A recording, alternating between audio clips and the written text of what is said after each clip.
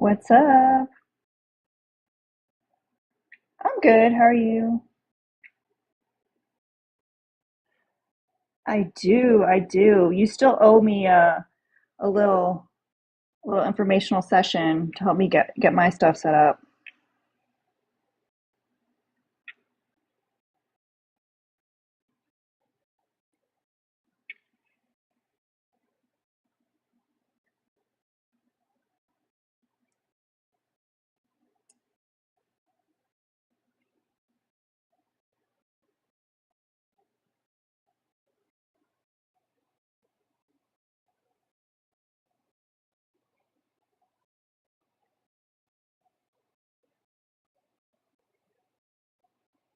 Jeff.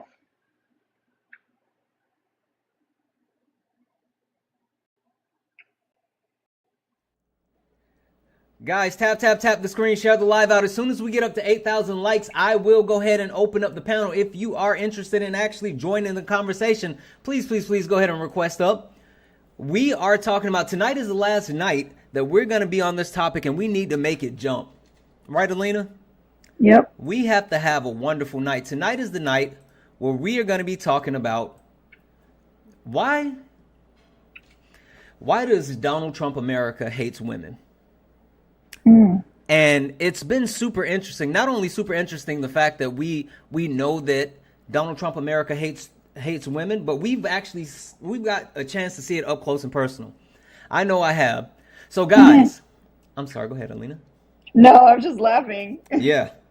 Guys, go ahead and request up. I'm going to go ahead and open up the panel if you are interested in joining. If you've been on the panel, especially these last couple of nights, I'm going to request that you hold off. I would love to hear new voices.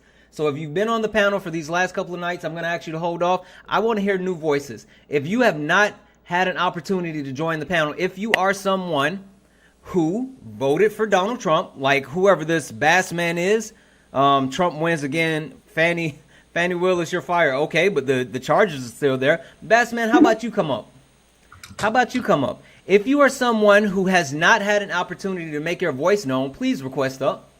If you are someone that voted for Donald Jimothy Trump and you think women are going to be perfectly fine under the Trump administration, go ahead and request up. If you are someone who did not vote for Trump and you want to make your voice heard and you are either worried about women or you have an opinion as far as what's going to happen, please request up. Tonight is the night.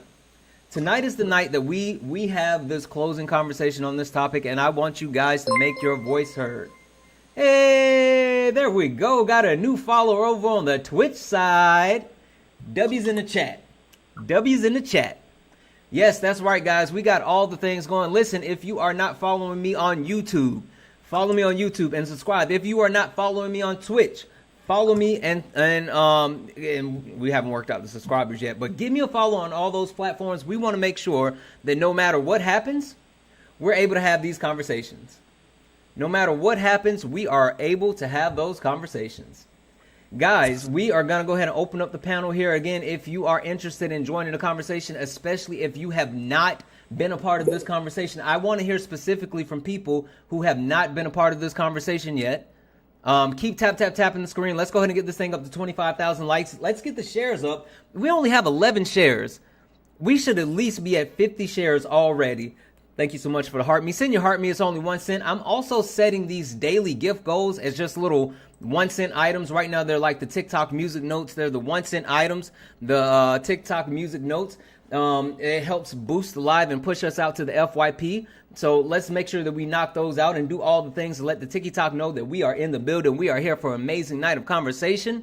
Guys, tonight's the night. We're going to go around the panel and we are going to do a quick introduction and then we are going to get into it. If you are interested in joining the panel, again, especially if you're someone that I have not heard from yet and you would love to make your voice heard, please request up. We are talking about why women are not only women are a marginalized group, but especially when it comes to Donald Trump America, women comes to Donald Trump America. I'm going to mute you. You got to echo, Jennifer. If you could just stay where you are, just swipe out of the app and come right back. It'll take care of your echo. Just swipe out of the app and come right back. Your echo will be gone. Jennifer, if you can hear me, swipe out of the app Come right back, and your echo will be gone. There you go. Now come right back.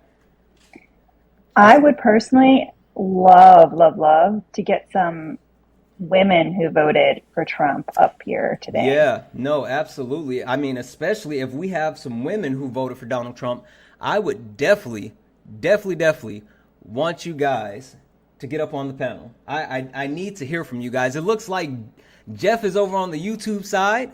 What up, Jeff? Jeff is enjoying the look on YouTube. Listen, I am as well. We got Watch My Legs, aka Sean, over on the Twitch side. What up? What up? All right, guys, we're going to go ahead and get started. We're going to go around the horn just for a quick introduction. I have a couple of questions for everyone on the panel. If you are interested in joining the panel, please go ahead and grab a spot. Keep tapping the screen. Let's get this thing up to 25,000 likes. Alina, how are you? I'm good. Good. Alina, we've been doing this for a couple of nights, and I'm not gonna throw the question to you that I have been giving you. I want to go in a different direction with you, Alina. So your question, Alina, how beneficial do you think these conversations have been over these last couple of nights, and what are you hoping to make an impact on closing out this conversation this evening? I think the conversations have been beneficial. Maybe not so much moving people and changing their opinion, but more so kind of shedding light on what women in this country deal with. I think even you, who've spent time in my space a lot, but having it come into your territory and realize like how unruly it can get, I think even you have been your eyes open a little bit more. Yeah. So I think maybe, giving people opportunity to see what women go through, even just on the internet. Hopefully people can have some more empathy and compassion. Yeah, no, absolutely. And I again, it was an amazing experience for me again to experience what you guys experienced up close and personal. But yeah, it's wild, and I'm hoping that at the very least we're able to continue to educate people. Like I think last night ended up being super educational, and I told you this. I'm hoping Joe took something away from that, but I'm really hoping that overall, at least someone will learn something tonight. So I agree. Samantha, hey Samantha, how are you? I'm good. How are you? I'm good, but you sound really far away. Oh, okay. It's probably Okay. my Bluetooth or something. No, okay, you sound way better now. Okay. All right, Samantha, so I have a couple of questions for you. Samantha, what are your pronouns? She, her, hers. Hold on, Sorry. hold on, I'll I'm wait gonna till give you all three. I'm gonna give you all three. What are your pronouns? What is your most proud moment as a woman or for women? And what are your expectations over these next 4 years under the Trump administration for women? So my pronouns are she, her, hers. My greatest accomplishment as a woman is that I'm 21 years old and I've already purchased my own home. You sound it's a good, mobile but home, you granted. sound far away again. Again? Okay, Okay. now I you don't know. sound better. Okay. Do you want me to start again then? Yeah. Let's take it from the Okay. top for us. So my pronouns are she, her, hers. My greatest accomplishment for being a woman in America is that I have already purchased my own home at the age of 21. Granted, it's a mobile home, but I think that's a really big accomplishment. That's a huge accomplishment, friend. And what was the third question? I'm so sorry. What are your expectations for women over these next 4 years under the Trump administration? I guess I just hope and I expect women to just stay together and band together and not give into the pressure that the men in their life who are misogynistic may try to impose on them, if that makes sense. Yeah, no, that makes a lot of sense. Perfect. Thank you so much. CM, how are you, my friend? I'm good. Wonderful, How are CM. you? I'm doing wonderful. CM, what are your pronouns? What is your most proud moment as a woman or for women? And what are your expectations over the next 4 years for women under the Trump administration? She, her, probably being the mother of a beautiful daughter. And I expect nothing. And I don't have hopes and thoughts of prayers for anybody. I got nothing. It's miserable. Okay. I completely understand that. I completely understand that. Well, thank you for keeping it funky with me. Stacy, how are you, my friend?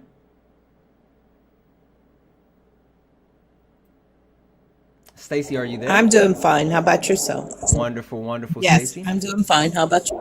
Wonderful, Stacy. Stacy, what are your pronouns? What is your most proud moment as a woman? And what are your expectations for women over these next 4 years under the Trump administration? Well, I'm from the older generation, so we don't really deal with pronouns. I'm just a female, Oh, so I okay. don't consider So, myself so necessarily. if someone didn't know who you were, and they wanted to talk about you, and they wanted to say blank is wearing a red shirt, what would they say? I guess she is wearing a red shirt or her, but I don't look at myself. I just look at myself as a human being Absolutely, because but we're yeah, all equal. I guess So the thing that I'm I'm trying to gonna get say is across I is don't. yeah, it's just it's language. It's language, friend. That's what it boils down to. But I get you. Perfect, perfect. Thank you so much. And what is your most proud moment as a woman, and or for women?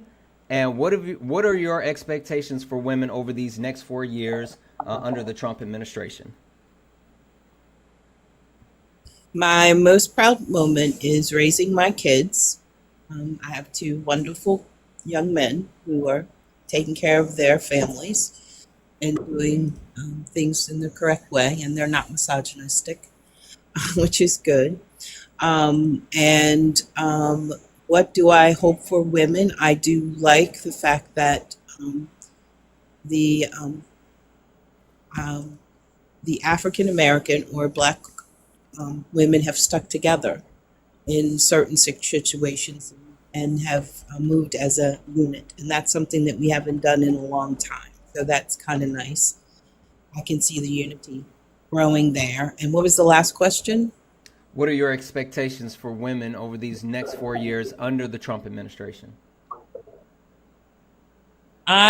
I'm hoping that women as a whole will work together and not allow those who are looking to break us down and make us feel as second class citizens or third class citizens um, go away, because that's something that has been gone and just has reappeared most recently in the last, I'd say, 8 years. You know, Uh, we haven't gone through this before. I'm 60, so I haven't had to deal with this. I mean, thought this what we're going through was over and done with. So I'm hoping that we can get through this as we work as a unit and not allow us to slip back. Absolutely, absolutely. Perfect, perfect. Thank you so much. Go back on mute for me, please, my friend. Theory, how are you this evening? I'm good, Santana. How are you? Wonderful, wonderful. Theory, can you tell the people what are your pronouns? What is your most proud moment as a woman or for women? And also, what are your expectations for women over the next 4 years under the Trump administration? So my pronouns are she, her. And besides being the mother of five, I am retired Air Force. I served for 21 years. And my service in the military is probably my proudest accomplishment. Just by way of learning all kinds of different things and opening up my worldview and realizing that we are not all there is. And my hope for women or just people in general looking for what's going to happen with Trump, while I did not vote for Trump, I will say this, I am hopeful in this regard. I am hopeful that everyone realizes that sometimes things have to fall apart for them to come together. And I do realize that everything that's getting ready to happen can be scary. It can be all the things. But if you're a spiritual person and if you're connected to source energy, whoever you want to call it, God, whatever you want to call it, then you understand that your mind is the most powerful thing that you possess. And whatever you focus your attention on, where attention goes, energy flows, and we're just feeding the monster. So stand back and just have faith in your abilities and your strength as the divine feminine. Got it, got it. Perfect, perfect. Thank you so much. All right. Kristen, how are you? I'm excellent. How are you, Santana? Wonderful, wonderful. Kristen, can you tell the people what are your pronouns? What is your most proud moment as a woman or for women? And what are your expectations over the next 4 years of this Trump administration? Yeah, absolutely. And I want to preface this by letting you know I got to share your space, which I so appreciate yesterday. So if at any point you want to swap me out for a different voice who maybe has a different representation, feel free to. But I do bring in misogynists, so I thought they could learn. But I'm she, her. I think that the proudest accomplishment, not for myself, but for women, of recent years is, really just the community coming together after the Dobbs decision, specifically on TikTok, like intersectionally, a lot more women telling each other's stories, hearing each other's perspectives, learning about, different types of intersectional values, and then, just going to the streets and protesting and trying to make legislative change and fighting for each other and mobilizing. Also, Kamala Harris, that's a huge deal. Ketanji Brown Jackson, huge deal. Absolutely. And then for the next 4 years, I have hope that we will make changes, as we can, as we mobilize. I don't have the most optimism as far as Trump goes, but I do have a lot of faith in women. And I hope that we continue educating each other and helping uplift each other and getting men on our side too. Absolutely, absolutely. I'll say this. I had the pleasure of sitting in on another panel that you were on today, and every time I hear you speak, I just learn so much, and it was super enjoyable. So I am more than happy to have you in this space to be able to share, especially this topic. You're always welcome, but to hear your voice on this topic as well is definitely welcome. So. Shucks, thank you. Making me blush. Absolutely. All right, guys. So we have 2 boxes open, and what I would love to do is leave these 2 boxes open, and I would love to hear from a woman that voted for Trump and a man that voted for Trump, or 2 women. But specifically, I would love if you are a woman and you voted for Donald Trump, and you want to tell us what are your expectations for women over these next 4 years under Donald Trump. Please request up. If you are a man who voted for Donald Trump, of course, you can go ahead and request up as well. I would love to hear your opinion, but we definitely would love, especially on the last night of this topic, to get a woman who voted for Trump so we can hear their opinion as well. Is it Shuck? I'm sorry. How do you say your username?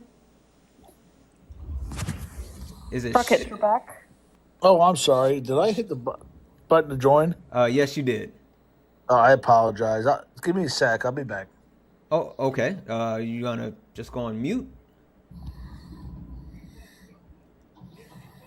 Hey, are you a Trump supporter? I am. Okay, perfect. I'm just gonna put you on mute, and then you can just unmute yourself whenever you're ready. Or okay, I guess request back up. All right, guys, we're gonna go ahead and get started. Keep tapping the screen. Let's go ahead and get this thing up to 50,000 likes. We are at 35,000 likes.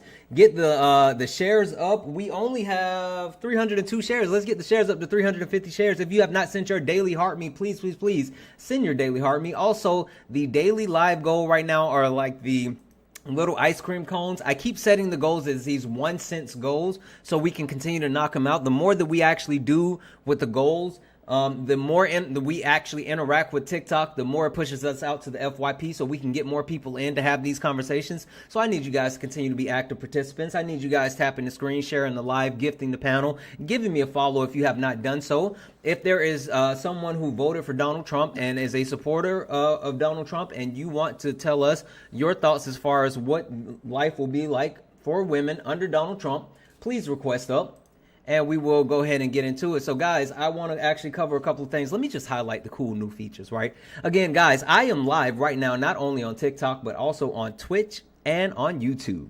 The chat that you guys see to my whichever side, I don't know, the camera's reversed, but you can see there's a chat on the side of the screen. If you are on YouTube or Twitch and you're watching the stream, not only do you get to see all of this stuff that you see, but you get to actually interact more so with everyone else. Why do I say that? Of course, I can kind of see the chat on TikTok, and the chat is there. But with the chat for YouTube and Twitch, it's on the screen. Everyone gets to see it, and it's also being broadcast out to everyone. So the people that are on YouTube and the people that are on Twitch, they don't get to see the TikTok chat. But the people on Twitch and YouTube, everybody gets to see their chat, including the TikTok chat. So guys, if you have not followed me yet on Twitch, if you have not followed me yet on YouTube, if you're not following me yet on Blue Sky, please go ahead and do so. So we're going to go ahead and get started. I just want to mention a couple of things for the people on the panel, just to make sure we are able to have these conversations this evening. Please, please, please remember, when we're talking, please use TikTok-friendly language. What does that mean? That means using words like AB, unalive, smex, schmurder, C19, mustache man, all of those things that not only protect your TikTok, but protects the live. And also, guys, this is a safe and friendly community. What does that mean? We don't deal with any of the isms, racism, sexism, classism, nor do we do any of the phobias, homophobia, transphobia, none of that. We don't deal with it on the panel, nor do we deal with it in the chat. Neither chats. So, please, please, please be mindful of that, or you will be muted and blocked. My mods don't play those games. And speaking of the chat, please, guys, remember, caps are only for mods. The caps will draw my attention away from the conversation to the actual chat, so please be mindful of that. Just to highlight a couple other things, guys, as you can see, we do have a new layout as well, and some fancy new things will pop up as it starts to work. But we do have our nightly donation goal of $250, and which Bernice has already added $2 to the nightly donation goal of $250. So we only have $248 left to close out our nightly donation goal. Cash App, PayPal, Venmo. All of my pay links are in the link tree in the bio, Santana Speaks 24, which you can see under the chat box on the screen. Santana Speaks 24 is the best way to support the live. Everything is accepted, anything is appreciated. And as Alina, who has been here with us all week and has been laboring with us all week, is doing something super, super special. So guys, please make sure that we are taking care of Alina as well, because if you donate to Alina, she's actually, as we know, Alina raises foster kittens. But she's also on the board for a rescue, and this weekend, on this Saturday, they're doing a food and supply drive where they're going to be getting supplies to unhoused and lower income people with pets. So she has a link in her link tree. The first link in her link tree is for Amazon wish list, where you can actually go ahead and purchase those items. And if they don't get there by Saturday, no worries, because they do collect these items for different drives. It's super helpful. Also, they made an amendment, and there's gallon-sized Ziploc bags that are listed there as well. So if anyone wants to go ahead and get those, please go ahead and do so. And last but not least, Alina has her Cash App. And she does like the monies, so you can always send the monies to help support her and the kittens. And she doesn't have a Venmo, but if you send anything to my Venmo and tell me that it's for Alina, I will make sure she gets to it. So again, guys, let's make sure we're taking care of Alina while she's up on the panel. Ain't that right, Alina? Yes, that's right. How did I do? You did good. You did good. Good. Thank you. All right, so we're going to go ahead and get started with these conversations. And Alina, I actually want to start somewhere interesting. I want to hear your voice on women are better leaders. It's something that I've thought about, right? And I say this from a perspective as someone who grew up, I was raised by my mother, right? And I was not only raised by my mother, and I was also raised by my four older sisters, right? So I've always had strong influence of women in my life. And not only that, but I was able to see multiple examples of strong women. Now, don't get me wrong, I had examples of strong men in my life as well, all right? But the thing that I've always admired about women leaders is not only their strength, but their calm, their focus, and also at times it's a balance between a gentle hand and a firm hand. It's super interesting. And I think that a lot of times a lot of men don't have the emotional EQ in order to actually be able to do that very same thing, right? A lot of times, a lot of men, we put our heads down, we run through it, we keep going, we don't worry about, we don't talk about our feelings, we don't engage in this, don't engage in that. But women, in my life experience, have had the ability to change gears unlike any other man that I've seen. So I would love, love, love to hear your thoughts around women being better leaders than men. Um, I mean, my experience is also kind of anecdotal because I was raised by a single mom, and I don't have any brothers, so it's been always like women in the household. But I think as I've gotten older and you know had more interactions, and obviously now I'm married, so like I see the differences, and I find that men, for whatever reason, they can do okay in the workplace, but they're not. They don't seem to have the ability to be like well-rounded people for the most part. Like it's a lot of effort for them. So, you know, the way that women, almost to an obsessive extent, like have like their head on a swivel. You know, just even in my household, that just like every time I walk by the water bowl, like I'm looking to see if it's empty, like for all the pets. And it's just something that women are just programmed to do. And I just think our ability to multitask and pivot and, you know, juggle so many things makes women better leaders. Yeah. No, I completely give you that. And it's so interesting how women tend to actually pay attention to the details more than men, right? And it's interesting, and again, I know this is anecdotal, but I have a situation where my wife and I, right, we have a certain balance, and I tend to say, you know, I want to get this done, right? Throw the big picture out there. I want to get this done. And then instead of actually thinking about the necessary steps to get that done, I start thinking about, well, I'm going to get there by doing this. And then she'll stop and say, well, did you think about A? Did you think about B? Did you think about C? And I'm like, no, I didn't. And she actually helps me drive whatever initiatives that I put forward. But it's that level of detail that it seems like women exemplify, which in my opinion makes them better leaders. So, real quick, Shane, are you someone who supports Donald Trump? Oh yeah, brother. Yeah, man. I came in here, and I know a lot of y'all are gonna immediately want to jump on top of me. It's not like that.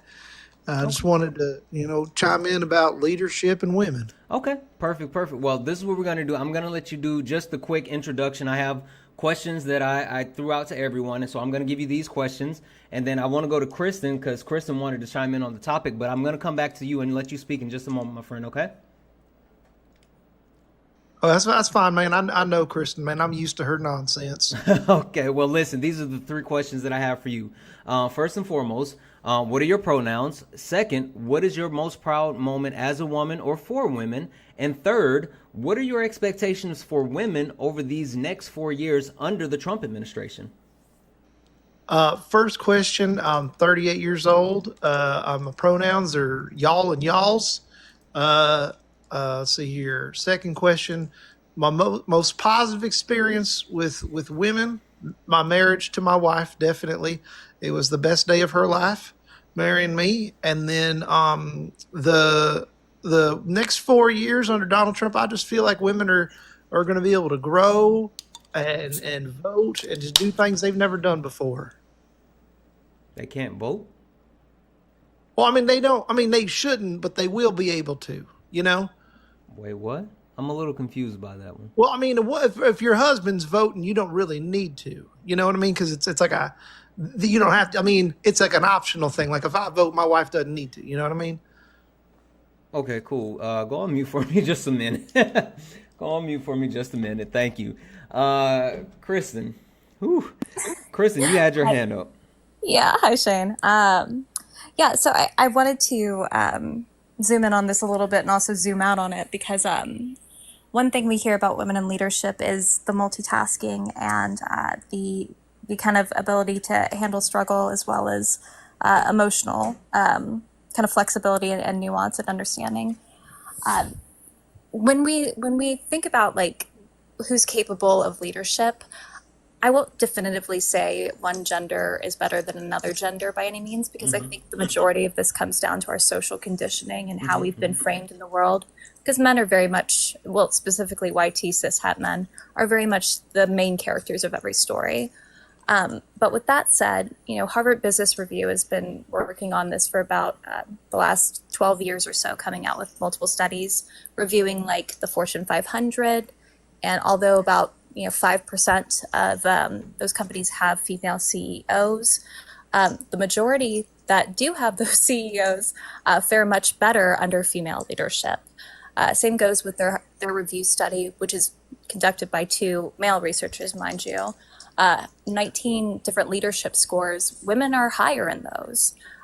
We simply are not often afforded the opportunity, the promotions, the lack of sexism within those spaces to excel in a way that we need to. And so I'm hoping that eventually we get there, but it's going to take a lot of work and continued perseverance. But yeah, I would say at this step of life, women are absolutely more capable. They just need men to get the fuck out of their way. Absolutely. Thank you for that, Kristen. Hey, so guys, this is for people that are in the request. I see there are a couple of friendlies. Listen, I'm going to get you guys in. I promise you, just hold tight for me. But I am looking to leave this space open for one more person that supported Trump, specifically someone who actually voted for a woman who supports Donald Trump. So I'm going to rotate you guys in. There's one person that I don't know. So if you are in the box and you are someone who voted for Trump, drop a me in the chat and I'll pull you in. Or if you are in the chat and you are a supporter of Donald Trump and you want to make your voice known, go ahead and drop a me in the chat. And you are? Okay, that's what I was hoping. I didn't know you. Go ahead and bring you in, my friend. Hello. Hey, Chosen, how are you? I'm doing good. How are you doing? Wonderful. And you are a Trump supporter, is that accurate? Yes. Wonderful, my friend. So, Chosen, a couple of questions for you, and then I think Theory has something to say, and then we're going to go ahead and really flesh out this overall conversation, okay? Sure. So, Chosen, if you don't mind, what are your pronouns? What is your most proud moment as a woman or for women? And what are your expectations for women over these next 4 years under the Trump administration? Okay. So, what are my pronouns? Correct. Okay. The ones that women use. Which are they're different. So the example that I used earlier with why someone does else. it? I just want to know. I just real quick. Sure, just before absolutely. why is it necessary to have pronouns? It's the English language. But why do I have really to let is. you know them before? It's really not that deep. It's really Yeah, not that deep. I think it is. I think hold on one second, Chosen. That sentence you just did, you used pronouns. You did. So You it's really not absolutely that did. deep. You're okay. Well, then you got pronouns it now. then. No, you got it. so the reason why I have the question is because I don't want to make any assumptions, right? And so it's just as simple as saying if you are, a woman, born a woman, and you present as a woman, she, her. That's it. I mean, like I just want to make sure that I'm having the right kind of conversations and respecting people. That's it. It's just about me respecting people. That's why I have the question. So I don't want to mischaracterize or mislabel you. That's it. Yeah, I feel like we never had this conversation up until like 2 years ago, and now it's supposed to be normal. This is not normal. Okay. You should just be able to speak to people and respect one another. You should respect one another. We've always used pronouns. The issue is it was politicized a few years back. Please just respect the fact that we're trying to be kind to other people. Yeah, and this is so this might be I don't think you and I have ever crossed paths before, have we? No, I don't think so. Okay, perfect. Yeah. So this is Late Nights with Santana, right? It's a inclusive space. It's somewhere that I try to make available for everyone to speak, no matter what your political stance are, no matter what your opinion is. And I have a couple of rules and I have a couple of boundaries, and this is just my boundary, right? I just want to know so I don't miscategorize anyone. So that's why no matter what the topic is, that's the first question that I ask. Okay, well, I feel uncomfortable with it. Okay. Is that okay? Listen, it's safe for me to not even want, like, it would make me feel. If you're fine with any pronouns, like if you're not going to get upset if someone uses the he pronoun or they pronoun for you, I won't. then it Because I mean, doesn't matter. if that's what you feel, then that's on you. Okay. All right, Okay, we'll move that's past fine. that then, Thank you. for sake of conversation. So, what is your most proud moment as a woman or for women? And what are your expectations for women over these next 4 years under the Trump administration? My biggest accomplishment as a woman is being a mother. I think that there's nothing else that matters more to me than creating a whole human being and being able to be there for that person. What do I expect in the Trump administration For women, yes. for women? Mm-hmm. I expect them to have more respect and have a voice Mm. in this administration. I feel like right now women don't have a voice because anyone can be a woman, and that's disrespectful to me. Okay. All right. I hear you. I don't think anyone can. That's not how it works, but I understand what you're trying to say. So thank you for that. Go back on mute for me just a moment. We're going to go ahead and flush out this actual conversation now. Theory, I know you had something to say, but then I want to come back to Shane, and then we're just going to keep passing around. But before I go to Theory, just to double check with my special host, Alina, anything you want to add before we give the time to Theory? No, I think I said what I needed to say. All right, perfect. Thank you so much. I appreciate you. Absolutely. Theory, the floor is yours. Well, I was just going to share some really cool things I learned about the brain when you guys were talking about women leaders. And it kind of passed now because of the current conversation. So I'm not sure if it's relevant. No, because we're still on that topic. So please share. Hell yeah, Okay. girl. Okay. So I'm going to Maharishi University for Higher Consciousness and the Human Potential. And it talks about the brain development of women versus men, right? And one of the coolest things that they said was that women can operate from all four quadrants of their brain, while men typically operate from the left side of their brain, which is the logic and informational side. Anyways, super cool how the four different quadrants are working together for the women, so they think in a different circle. Sorry? No, go ahead. Go ahead. So I was just going to say another cool thing I learned when I was in the military is they talked about how the Spartans, the 300, and there was mention in there about how they chose the men that went off to war. Whether or not they were going to come back was not the question. It was who was going to lead the village while they were gone. So they chose them by their wives and their ability to hold down the fort if these men didn't return back to that particular village. And I just found that very interesting and thought I would share while the two ladies were on the roll there. Yeah, no, that's absolutely interesting, and I like the first point that you made. It makes me always think about how my wife, when I'm doing something, she can't talk to me, right? Because I can't do multiple things at one time. So if I'm typing or focusing on something, I can't also hold the conversation and focus. So she has to wait until I'm done in order to be able to do so. But that is. And that starts so many fights because you guys are arguing and you're both arguing for different reasons. Yeah. And it's crazy because we don't see it. But yes, thank you. And I know you got people in the box, so I'll go ahead and drop. Oh, okay. All right, perfect. Thank you. Have a good night, ladies. I love the conversation. Kristen, you and Alina may be my new best friends. Oh, Carrie, I love what you had to say. It was a pleasure meeting you. You too. I'll listen. Thanks. Absolutely. So next I want to come to Shane, and then Shane after Chosen. I would actually like to hear your thoughts on these two, on this topic. So the topic being women are better leaders. Shane, I gave a little bit more of information and detail around why I think that women are better leaders than men, but I would love to hear your thoughts on that. I think Chosen actually really spoke this the best when she was talking about, the best part of her life, being a mother, right? Because I tell my wife this all the time, that the best job in leadership she can do is leading our household and making sure everything gets done around here. All the chores are done correctly. The kids got what they need. Because, there's different types of leaders in the world. There's people like me that are, meant to lead companies. And then there's people like my wife and most women who are meant to lead a house and a household and be mothers and stay at home. And so, that's why I'm so glad that Chosen brought that up, because I think there's so many women out there that are afraid to admit, that, the best part of their lives is something that a man, does for them. Because I remember when I was because I got 2 kids, I got one more on the way in the end of March. Every single time we've had a baby, I remember I tell my wife right after, I say, the best part of your life is something I just put inside you. And she looks at me and she smiles. We pray together.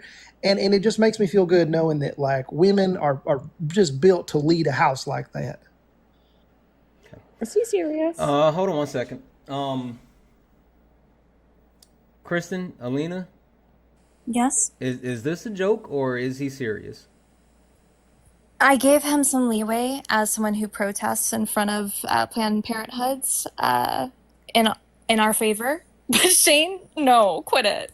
Okay, Shane, I'm appreciate sorry. I'm sorry, guys. It's really terrible though that you couldn't tell the difference between my arguments and Chosen's, and I was being No. satirical. I thought sorry. you were, but I wanted to give you the benefit of the doubt. Yeah, the spoken did a really good performance job was faking worthy. Yeah. No, I wanted to make sure before I dropped you down. I appreciate you. I'm gonna go ahead and drop you down because I want to make Thank sure you, that we Santana. I have love the show, man. Yeah, no worries. Thank you I so love much. you, Shane. Normally, I would cut out that shenanigans, but he is a big advocate for us, and I think he was trying to prove a point. Yeah, no, absolutely. Also, guys, let me just call something out real quick. Hey, Ren, I'm sorry. I'm gonna drop you back down just for the moment. But request back up. We can definitely get you back in here. Guys, just for the mods, FYI, please let me control the panel. There's actually a flow of who I'm trying to get in just based off of the people that are waiting because we got more than a few people waiting. So please be mindful and allow me to control the actual flow of the panel. That was my bad. Oh, no worries. I let it run. No worries. I can drop for Ren to stay if you want. I'm not mad. No. Just hold tight 1 second because the next person in line just dropped out. It's fine, Ren. We'll keep you here. The next person in line just dropped out. Chosen. Coming to you. I would love to hear your thoughts on women being better leaders than men. Do you agree, disagree? What are your thoughts around that? Okay, so first of all, I'm nervous. I just realized I'm coming in the lion's den. Like, I literally just realized that. But you are kind, and everybody was nice to me. Yeah, so no worries. say that. I think if a woman wants to be a leader, that's great for her. Anybody could do what they want. But I personally believe that a man's supposed to follow Jesus Christ and God, and then the woman helps the man. But I feel like it is downplayed what the woman does as much as she puts into the man in a relationship. Like, if you want to be single, you want to be a CEO, you want to be the president, that's great. And I think you could do great. But I think men are better at it because I don't want to do that. So maybe you guys are talking to the wrong demographic of person. I don't want to be out here in boardrooms or dealing with other men because they are misogynistic. That's like a fact. I get where you guys are coming from in reference to that. I don't want to be in that environment. So I see a lot of women and a lot of women that I know, they do it because they have to do it. But if they had a choice, they wouldn't. So for me, I really think men just like to be like I don't know, I think they're just so rough and stuff, and I don't like dealing with them. So for me, I'd rather be a stay-at-home mom, take care of my kid. And girls actually women do a lot to influence men. So don't think just because a man's running things out there, there's not a girl talking to him in his head. I'm just letting you guys know. Okay, so your logic is also more so along the lines of it's not a position or not something that you would really want to do, and you subscribe to the theory of behind every good man is a good woman. Yes. Okay. Like, I think it's a team effort. You know what I mean? Okay. Yeah. So that's my thoughts on that. Okay. Perfect. Thank you so much. And if I could just real quick tell Chosen, we hear you. I don't think anyone here expects every woman to make the same choices or have the same values or even the same beliefs. But we're going to be really respectful and kind to you and Santana's panel. He's fantastic. Alina's fantastic. So we appreciate you being here and having a different opposing view. Absolutely. And also, I'll just say this. You're not as bad as the men that we had last night. So that's at least is a plus. You've been able to Bars stay on on the mute. ground. The bars on the ground. Yeah, you've been able to stay on mute and actually have a conversation, so you are welcome here. Thank you. That means a lot. I was like so nervous. Yeah, no, for sure, for sure. I want to come back around to Samantha. Samantha, I would like to get your thoughts, not only on the topic, but I would like for you to kind of expand and what are your thoughts on what Chosen just said? Because I mean, I wouldn't say that I subscribe to what she says, but I mean, there are certain women that are just like, no, that's not my bag, right? That's not something that I want. But what are your thoughts? I mean, from a personal perspective, I am the complete opposite.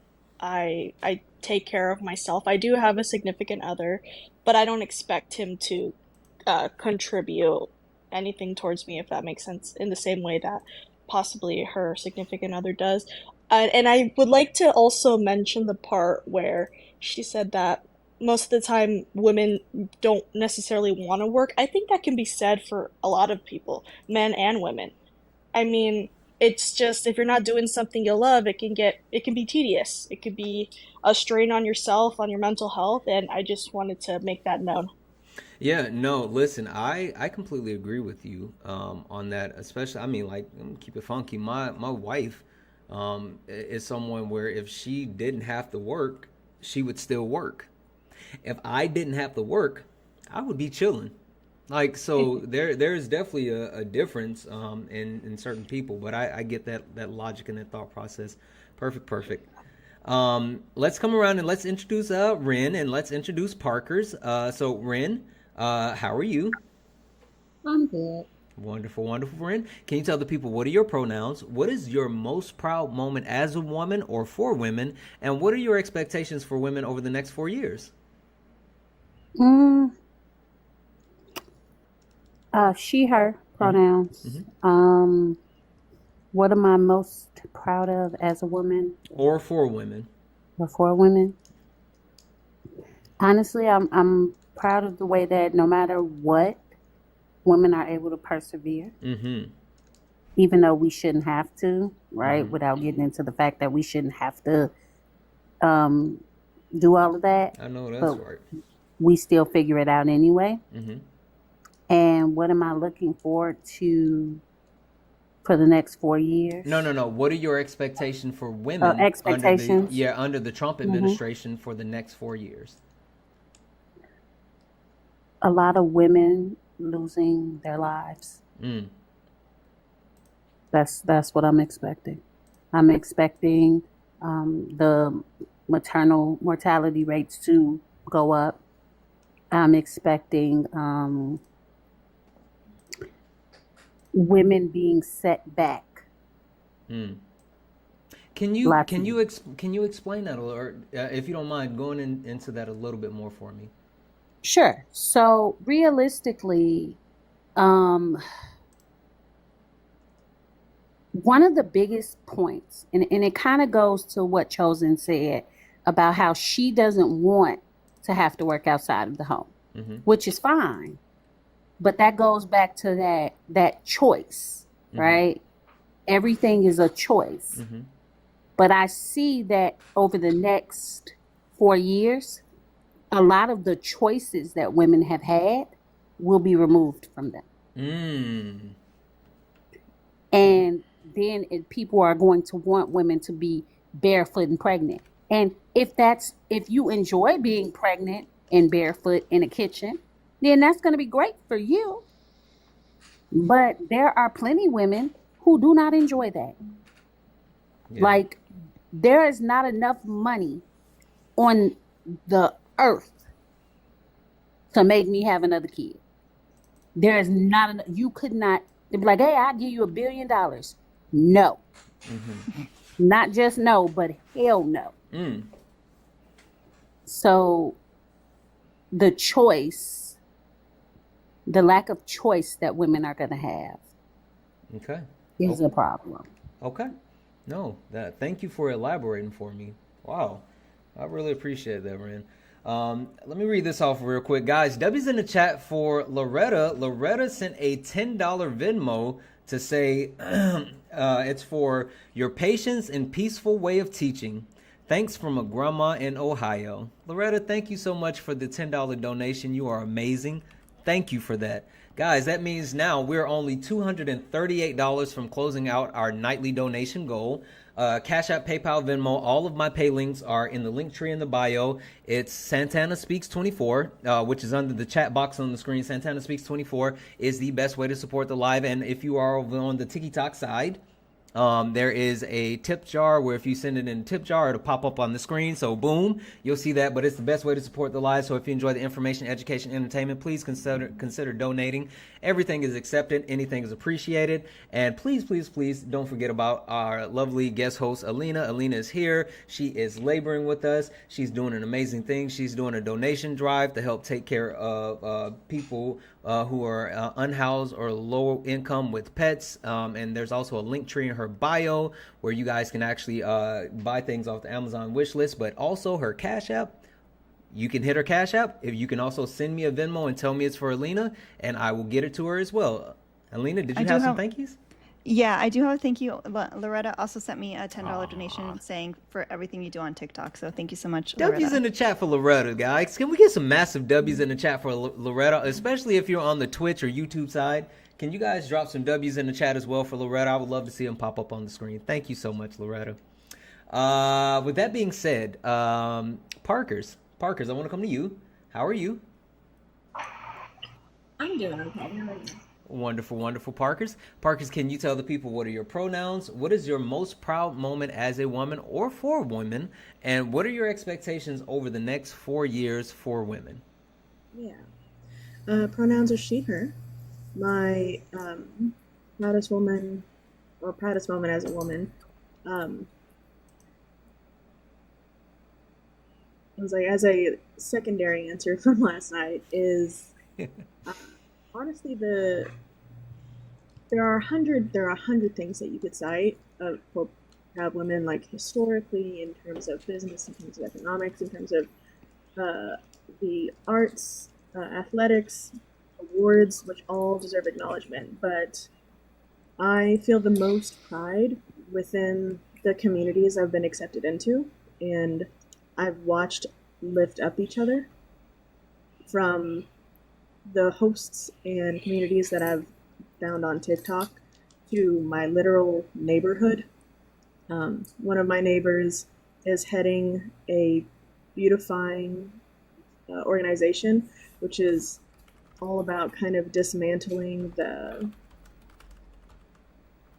more negative connotations and bringing the people who have been in this neighborhood for decades together with the new people who have moved in, so that way they can like rebuild the community that's been torn down in Texas. Mm-hmm.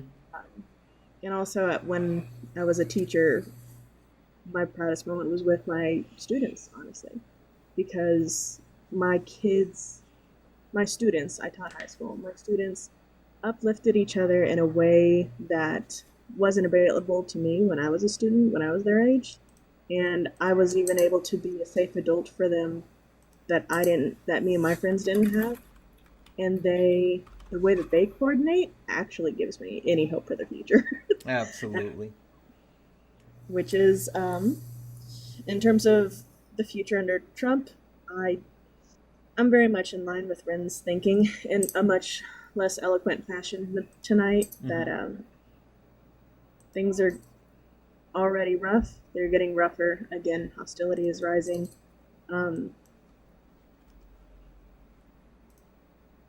And so is denial, which is wild.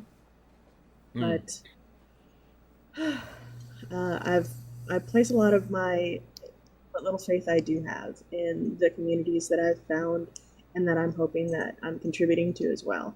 So that's really the biggest thing that I can say for that. Yeah, no, absolutely.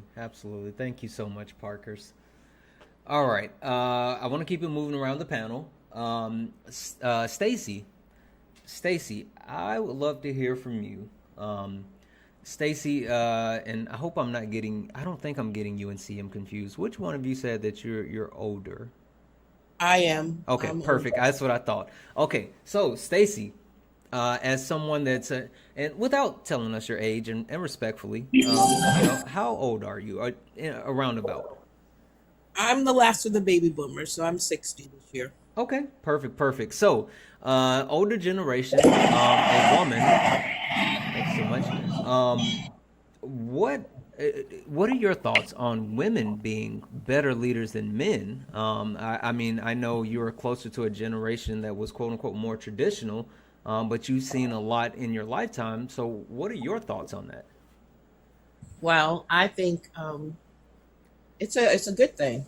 I think women have the ability to multitask. I think they have the ability to understand they're not as emotional as men are, meaning they could be upset about something, but then rationalize how to deal with something a little bit better than men. Men take out anger as opposed to thinking of other ways to solve problems.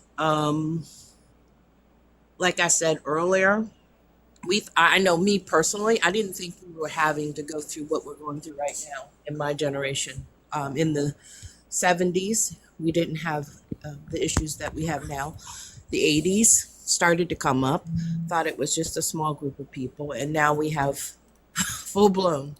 So I think it's the question you asked me is, what do I think? I think women are a good opportunity. I actually voted for Vice President Harris. And the reason I voted for her was for others, not for myself, because I'm already in the generation where we're at the end, in the sense of we're going towards the end of it as opposed to the beginning of it. So I voted for my grandchildren, my sons, my neighbors, who would be affected by laws that are not going to be favorable to women. I didn't have to go through not being able to have if I didn't want to have kids, not to have them. So I think it's important that we stand to help each other, lift each other up, as opposed to tearing each other down. And I think that we shouldn't superimpose our values and our way of living on others. We should allow them to grow. As long as it's not affecting me personally or anyone around me, then it doesn't really involve me to get into your. Yeah. I hope I answered the question. You Did absolutely did. You There's a absolutely lot of did. us out there. More than the news says that's out there. There's a lot of people that think like I do that are in my age bracket. I think they're just not as vocal as I am, but there's a lot more of us. Yeah, no, absolutely. Thank you so much for that, my friend. 1 second. Okay, we're gonna put you back on mute. I see there's Kent Long in the chat. Kent, would you like to actually join the panel and have a voice? We would actually love to hear what you have to say on this topic. If you would like to actually join the conversation, you are more than welcome to a spot on the panel. No, Chosen. I want to keep you for sure. Yeah, you can always drop me for a MAGA man. Yeah, no. I want to. If there is a Trump supporter that wants to come up, we'll make room. But I want to, Chosen. I want your voice to be heard. I want to balance out the panel if I can, because we don't want this to be just a kind of one-sided conversation. And Chosen, I don't want it always to have to come back to you. So I want you to definitely stay as long as you're available. But I want to get other people on the panel as well as if they are. No, yeah, Kent. Okay, well, Kent, I mean, you're not going to be able to talk in the comments for much longer, so make a decision. I see we do have one person. Yeah,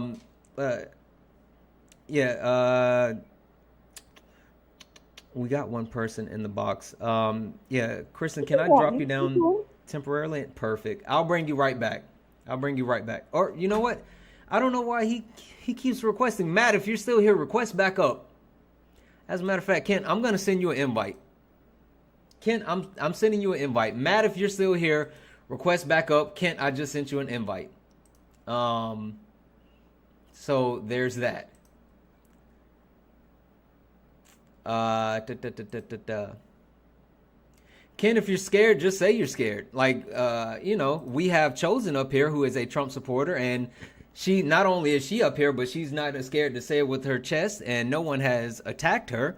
So, join the conversation. Don't be scared.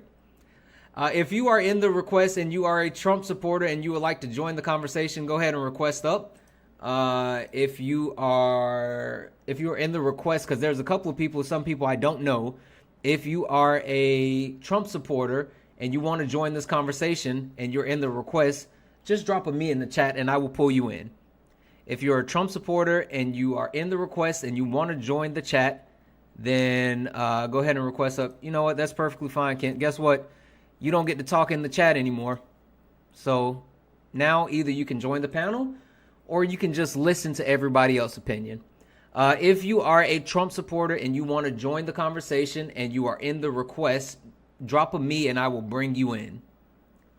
With that being said, the last person, CM, I don't think we've gotten the opportunity to hear your opinion on the women being better leaders than men conversation, correct? Correct. Okay. So what are your thoughts? So I need to preface this by saying I was raised by, I'm not going to say a single mother, I'm going to say divorced parents, but really a single mother, who was a domestic violence county appointed psychologist. So I am very pro women, and women are strong and can do what they want. And so I believe that women need to empower themselves. And so, Chosen, my question to you would be, do you feel equal to your husband or less than? And why do you feel the way you do? That's a good question. And which, Chosen, I know you said that you were single. I saw that in the chat, but in general, do you feel equal to your partner while in a relationship, or is it less than? If you don't mind answering that. Okay, yeah. I feel equal, but I've been making wrong decisions, guys. I have dated people who were not so good. So, but what do you mean? They were not, like, I've dated people who have anger issues, Yeah. And so, but I picked the guy, but in a relationship that is healthy, yes. I don't think that I'm less than him, but I'd rather him take care of everything that's aggressive. I don't want to be out here fighting with people or, fist fighting with somebody. I would want the man to do that. That doesn't necessarily mean I feel like I'm weaker than him or he's better than me, but I just feel like men can do all that fighting and all that aggressive stuff, and I personally want to be a female. So, I want to be in my feminine energy, and I think that the men essentially, and I feel like people don't think about this, but they really always have a woman that they listen to. And if you're not that woman they listen to, then you just can't be with them, period. So as far as equal, I think we're all equal. It's just sometimes we make bad decisions and we judge our experiences off of our mistakes, because you meet guys that are horrible and then you think all guys are horrible, but you chose him. You saw all the red flags, because I'm gonna tell you, I seen red flags after, and I realized I ignored it because of the attraction I had for them instead of who they were as a person and where their heart was at. Did I answer your question? I feel like I went on a tangent. No. You're good. You did. CM, I know I have a follow-up question, but I wanted to give you the option to actually ask any follow-up questions before I say anything. So my question, and I could be mistaken on the guest, did you say you were a stay-at-home mom and that's what you want to do? No, I've been working all my life. I've been doing everything on my own.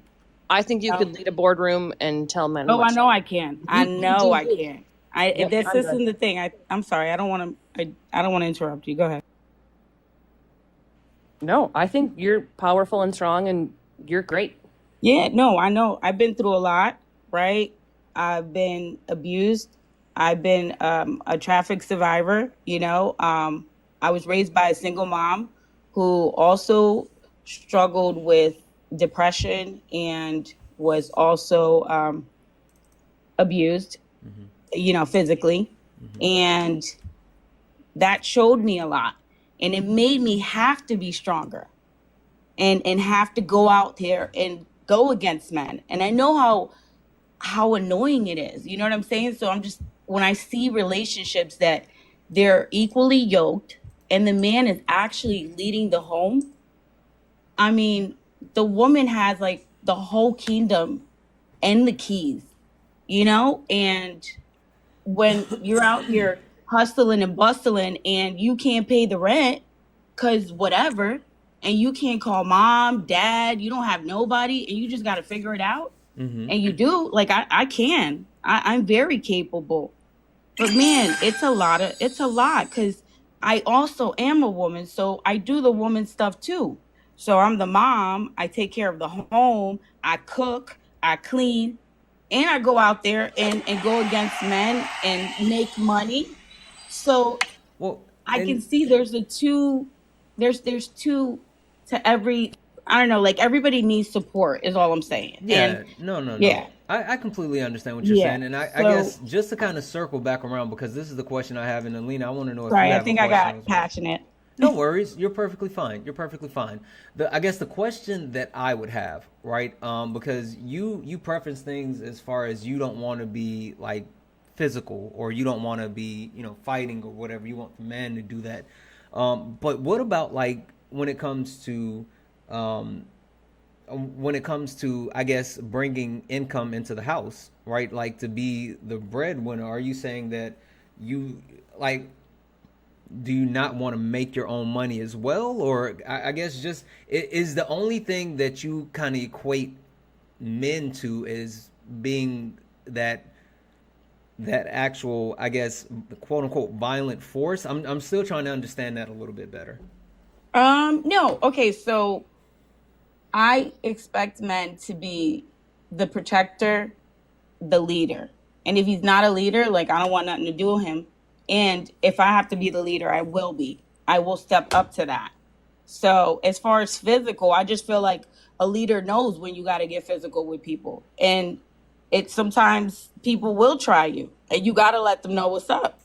And that gets a little tiring because then it's like I have to be masculine, but I really want to be feminine, if that makes sense. And I feel like that you have to get into a masculine energy to have to combat people in the world, especially in corporate America. You can't show weakness. You got to be strong and you got to be able to articulate your words and be smart. So okay. I'm So being cotton mouth. one more follow-up question for you, and then I want to pass it to Alina to see if she has anything, and then of course I want to introduce our new person on the panel, Lady Seabury. But last question I have for you, because you voted for Donald Trump, correct? Yep. Okay. Did you vote for Donald Trump because of that reason? Because you feel as if a leader needs to be someone who can, be in that masculine energy and sometimes has to get physical? Or like, what was your underlying reason to vote for Donald Trump? Because, in a lot of instances, he has not shown himself to be someone that would actually be a protector or, even someone that would actually be beneficial to people in general. So what was your logic behind that one? My logic behind that is I personally feel like in this administration, women are under attack. And I think that to say the biggest problem a woman has is to get rid of her offspring is sad to me. It breaks my heart because I feel like God is life and he created you in your mom's womb before she even knew you. Like, that's what I believe in.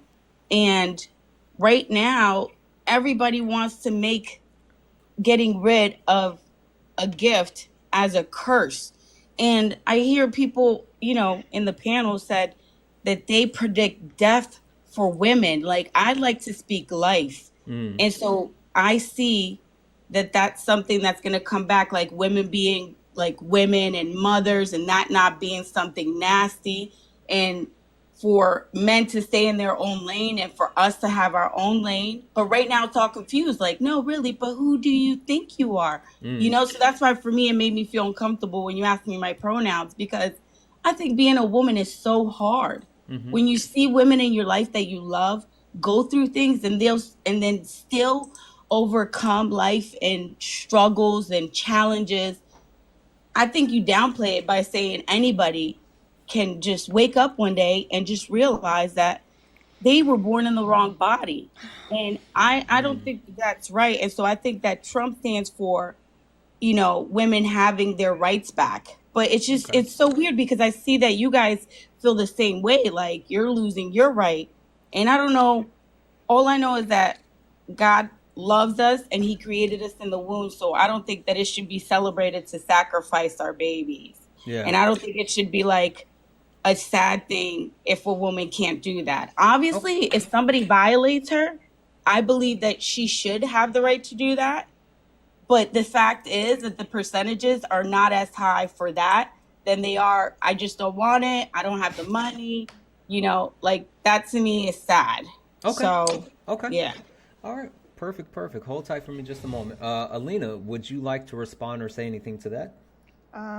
Yeah, that was a lot. You mentioned that being a woman is so hard and it's so beautiful, like for women to overcome and all that, but it doesn't have to be hard. Like it doesn't need to be this way. Like, it shouldn't be us fighting tooth and nail to get ABs, which is healthcare. It is healthcare. ABs aren't just used for unaliving babies, and that's not the only thing we're talking about. Many women have issues getting elective hysterectomies in order to prevent those unwanted pregnancies. There was a lot. There was a lot there. Yeah. I think that a lot of your thought process on what you look for in a mate is the reason why you've ended up in these bad situations in your relationships, because you're looking for someone that has, I mean, you said it, someone that's willing to get physical at a certain point. And I don't think that there's very few things in society where you should be getting physical with somebody else. I think that that's toxic masculinity, and I don't think that breeds a healthy relationship regardless. Maybe it's because I'm on like 2-3 hours of sleep, but my filter is gone. But I truly, I hope that if you're not in therapy, that you get in therapy, because you have a lot of stuff to unpack, and that is not something I'm trying to say as a negative. I'm saying, like, in order to become the person that you need to be to attract the person that you want. Oh yeah, man, I'm broken, but I know I'm broken. Don't say it like that. You're not broken. I am. Without Jesus Christ, I'm nothing. And honestly, I've struggled with depression. I pick wrong friends. I pick wrong men. That still doesn't negate what I feel is precious in life. But God, Yeah. God clearly hasn't protected you from that. So that's No, why I no, say therapy. I have been putting myself in bad situations. I take accountability But for you the need things that I've done therapy in to my fix life. that, friend. No, I what I need is, well, maybe I need therapy, but I don't trust people, so that's why I don't go. No, I definitely need therapy. You're right. I'm giving you. I'm telling you as. Yeah, no, you're I've been right. there, I done don't that. trust people I like went to that. therapy, So, and yeah. now I've been married for 5 years. I found like That's you good. need to work on you to be able to That's what I'm attract that trying. person. I'm trying to work on me, but honestly, I think that everybody needs to grow every day. The fact that I've divulged like my history doesn't make my opinion less, nor should we talk about me going to therapy more than we just did. You know what I mean? Because I do think that we all have room to grow.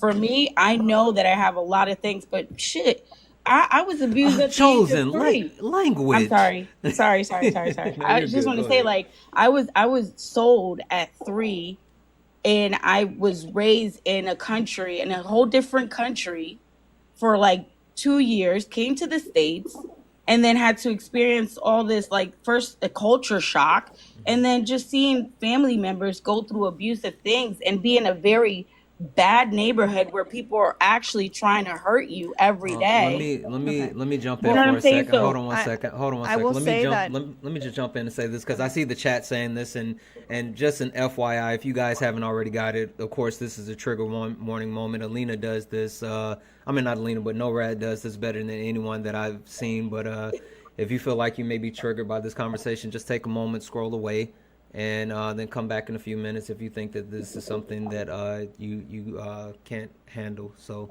please be mindful. I'm sorry, Lena. Go ahead. no, I just it just further all the stuff you're saying is just stuff that you further underlines that you need to work through with therapy, and I don't care how righteous you think your God is, like religion is not enough. And I mean, if you look at the history of many like sects of religion, they're ripe with abuses from, you know, children on up. So I don't think that's necessarily the right place for you. You can have religion, but I think again, I'm saying this with kindness, as much as I can on 3 hours of sleep. You to to get therapy, All right. therapy, and just because you need to work through that childhood trauma, and there's no amount of religion or I think you're positive triggering me thinking. how many times you're saying therapy. I think I'm getting triggered every time you say therapy. That's it's wild for you to say that when you've triggered the entire chat with your trauma Well, dumping. Well, listen. I'm This sorry is for this trauma is what dumping I'll then. this is what I'm I'll sorry say. if I triggered anyone, and I was literally trying to be genuine with no, you, no, but and I'm we saying can take the that, but gloves off. I'm being honest. I'm being honest. So like, if it doesn't trigger mean like you getting upset, does that not mean that? No. No. What does triggered mean? It's more so a term of saying like you are upsetting me or you Okay, are that's what I just said. or no. Yeah, I just said, yeah, it means like that an you're icky getting feeling in upset. your belly. Somebody's Okay, I'm sorry. upsetting you. I might be saying it Yeah. wrong as well. Parker, Zelina, Okay. either one What's of you triggered can. then? So triggering is not I'm suddenly feeling upset or defensive or having this negative emotion. It is an actual kind of PTSD response. So it's not hearing something that you don't want to hear.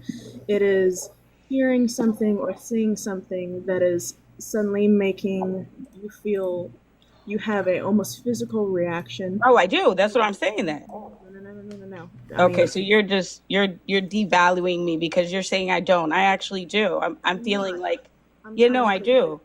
I feel triggered. My heart is racing. You know what I mean? So I thought like when you get upset, you know, what I realized about you guys, you think that just because you're on the other end, someone else can't have the same Well, feelings that hold you on. have. This response you're having, again, you need to go to therapy. Okay. This is Yeah, not a hold normal on. So response to a let's conversation. let's Okay. take a whole step back because If you say so. chosen. Let me say this and let me be very very honest with you.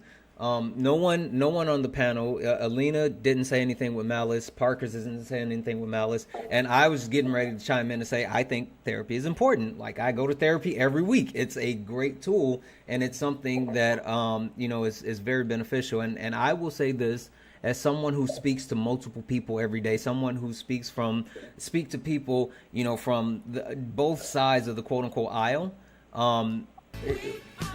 Thank you for the sub, Gail.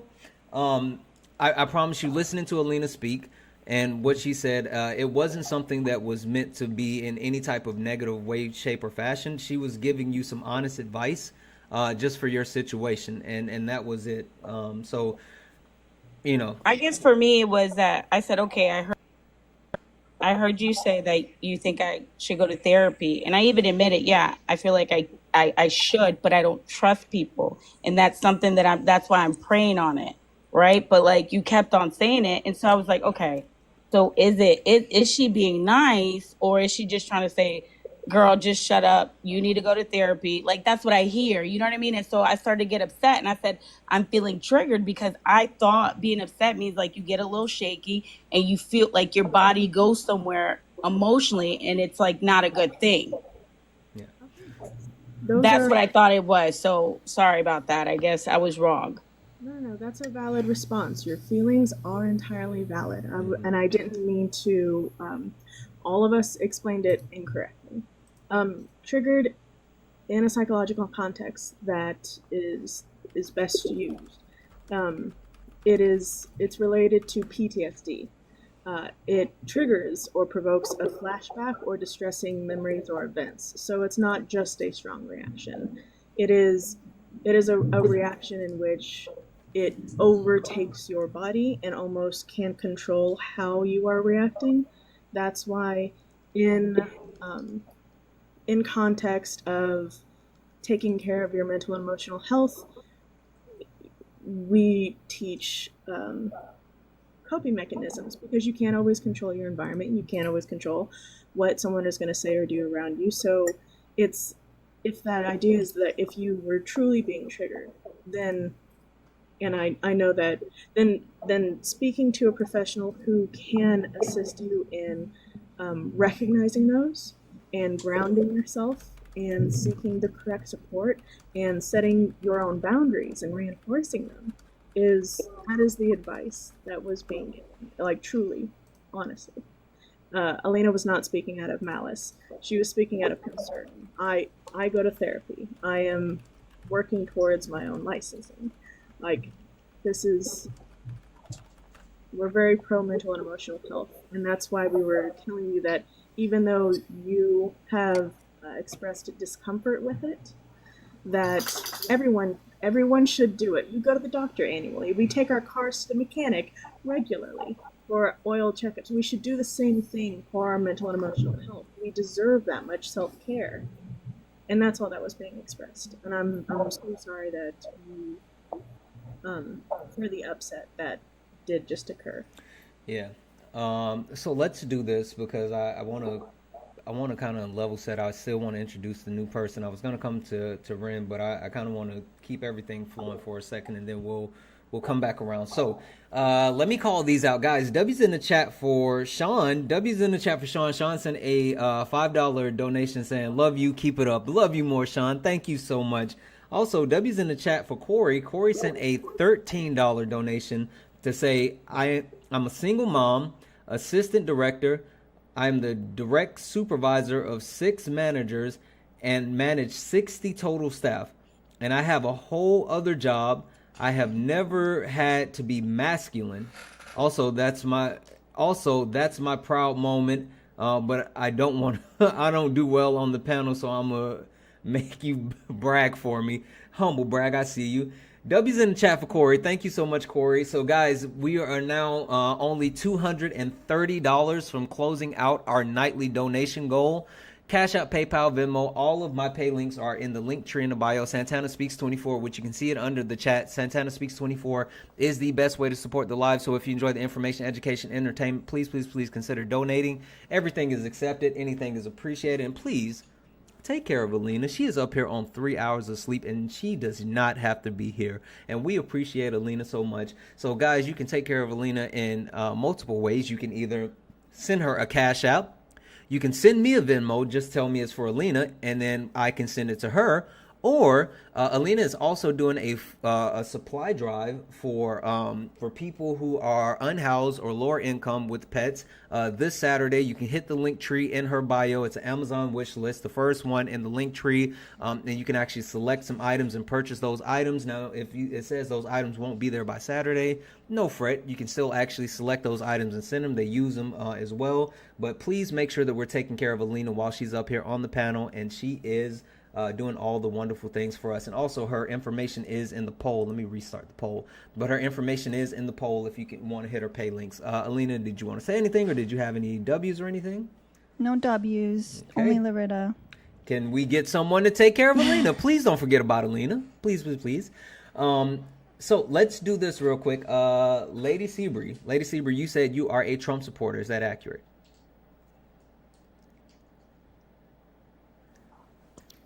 Yes, that is accurate. Okay, perfect. So I want to start with a couple of questions, if you don't mind. What are your pronouns? What is your most proud moment as a woman or for women? And what are your expectations for women over these next 4 years under the Trump administration? Okay. I don't know how to answer when you say what are my pronouns. I am a biological female. I don't know Okay, cool. How to Quick answer example. that? If you I don't if know how to answer that. if you just walked out of the door and someone was looking for you and they didn't know your name, they would say blank just walked out of the door.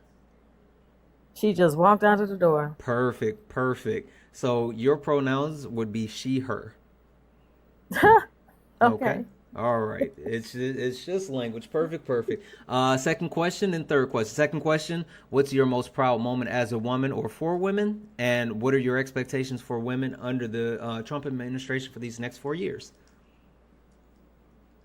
Okay. My most proud moment, I would say, is having my children. I have 3 children. Okay. My daughter is the oldest, married, lives in Atlanta. Then my middle daughter is in college, and then my son is also in college. So I would say those are my most proud moments. Okay. Yeah. And what are your expectations And for women over the next 4 years under the Trump administration? well, under the Trump administration, I'm looking for him to do the same thing that he did when he was in office before the Biden Harris administration, as far as our economy. And I think that will literally help everyone. It doesn't matter whether you are male, female, or whatever your pronouns are. So everyone will benefit from his foreign and domestic policies. Okay. And I forgot the other question. No, that was it. That was it. Okay. Okay. Perfect. So this is what I want to do because I want to make sure that we're able to actually rotate people in and out. And I know we have quite a few people waiting, and I want to get them in. So Samantha, CM, and Stacy, I know you guys have been here since the beginning. I want to rotate you 3 out, but hey, thank you for the gift. I'll start with Samantha, come to you, CM, and then come to you, Stacy, for any quick last remarks before I swap you guys out. I just want to say it was really nice talking to you guys. Thank you for letting me up. And I did just want to say that I can understand how Chosen may have felt attacked. I know that even the suggestion of therapy is very hard for people to hear because of the fact that they may possibly associate that they have a problem, which for some people can be hard to kind of internalize. The bad stuff has happened to them. I personally go to therapy. I think it's beneficial, but I can see how some people would get upset just by hearing that. But I do think it would be beneficial for you, and that's all I had to say. Perfect. Thank you so much, Samantha. I Your appreciate cat you coming sounds up. very, very needy, and I love Oh it. my gosh. Yeah. Okay, real quick, if I could actually just say something really quick. You got it. Alina, I love you very much. You're a great foster mother. I actually have my own foster story real quick. Mila, my mama cat Yellen right now. I rescued her from my apartment complex before I moved to my house in February. And she had 6 babies, and I kept all 7 cats. Oh. Yeah, I'm keeping them all. She had 5 boys. Don't tell the 2 chat girls. that because they're always trying to get me to keep all of the fosters. That's a lot of cats. It's not for everybody, but I just couldn't separate them. But I love what you do, and thank you so much. All right, Thank you for being here, and thank you for fostering. All right, bye. CM, any last or quick comments before I swap you out, my friend? First of all, Alina, keep the ginger cats for life. Oh my gosh. Everyone wants me to keep Chairman Mao. The Discord is literally talking about it right now. Chairman Mao is actually pretty cool. There's nothing better than an orange cat. All I hear is they're crazy. That's the best part. They're fun. They're not boring. I have 2 ginger boys. They're the best. I can picture Chairman Mao climbing the Christmas trees. It's not a good time. Yeah. Put up a weekend prep. Anyways. Mm-hmm. Chosen. I don't know your age. I'm old. I do think aka therapy, is sometimes a scary word. But like my daughter, who's 21, is in therapy and is benefiting from it a huge amount. Like, it's meant to be a good thing. Don't think of it as a bad thing.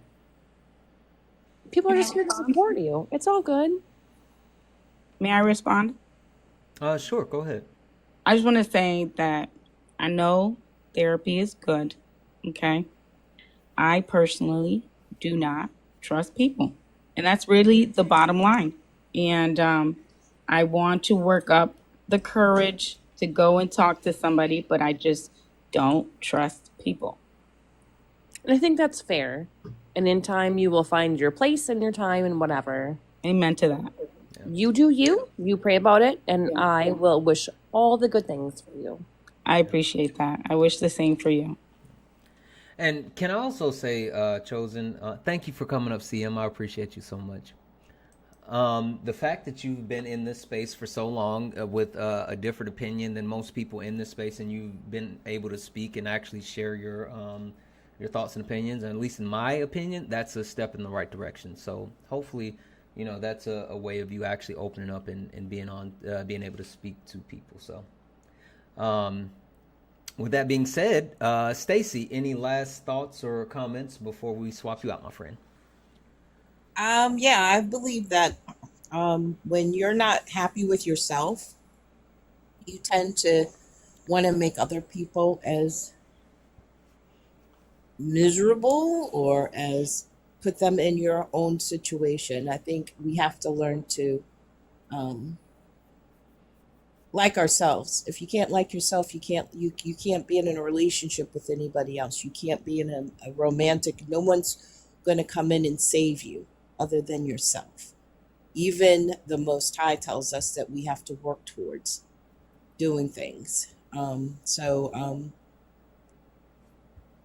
I'm not going to hit on the big T word because that's a personal decision. Yeah, listen, I'm on a diet. I'm not dating nobody. You're so right. I agree with you 100%. But let me. I understand, and I'm not trying to. But I'm trying to say it in a really nice way because I want you to hear, and whoever else is out there.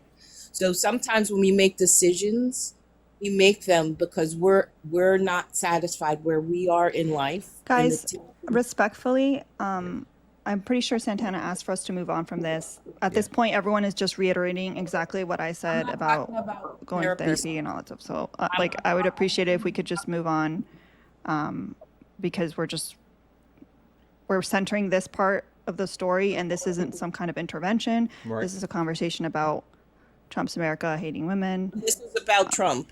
This is about Trump because we select things that hurt others in order to make ourselves feel better.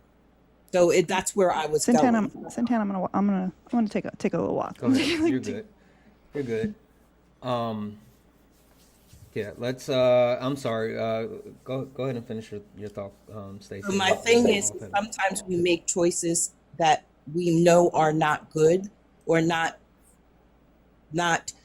correct because we feel like we're not in a good place, period. So we need to love ourselves is basically, and then we can love others is the bottom line. Absolutely. So, Chosen, it was a pleasure. Everybody was a pleasure talking to you. When you're ready, you do whatever you need to do and love yourself first, because when you love yourself, you'll draw somebody who really is there for you and willing to help. Thank you so much, Stacy. You have a wonderful evening. You too. Thank you. All right, guys, we are going to keep it moving. And let's get a couple more people in here on the panel. Let us level set for a second, if we may. Guys, keep tapping the screen. We're only at 116,000 likes, so you know what? I'm going to do this. We're at 116,000 likes. I want to go ahead and get it up to 150,000 likes. I'm going to set a timer. And we have 10 minutes. To make it to 150,000 likes. If we are not at 150,000 likes within 10 minutes, then we are going to sub only.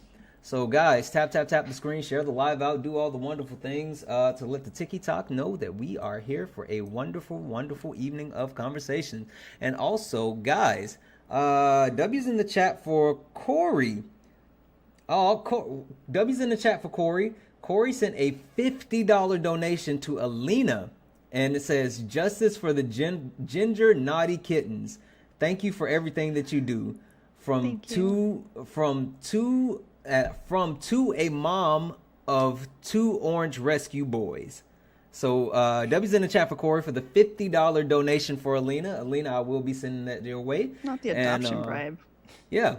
Is that an adoption bribe? It sounds like an adoption bribe. Okay. So W's in the chat for Corey for that $50 donation to Alina. Guys, we still have $220 left in our nightly donation goal.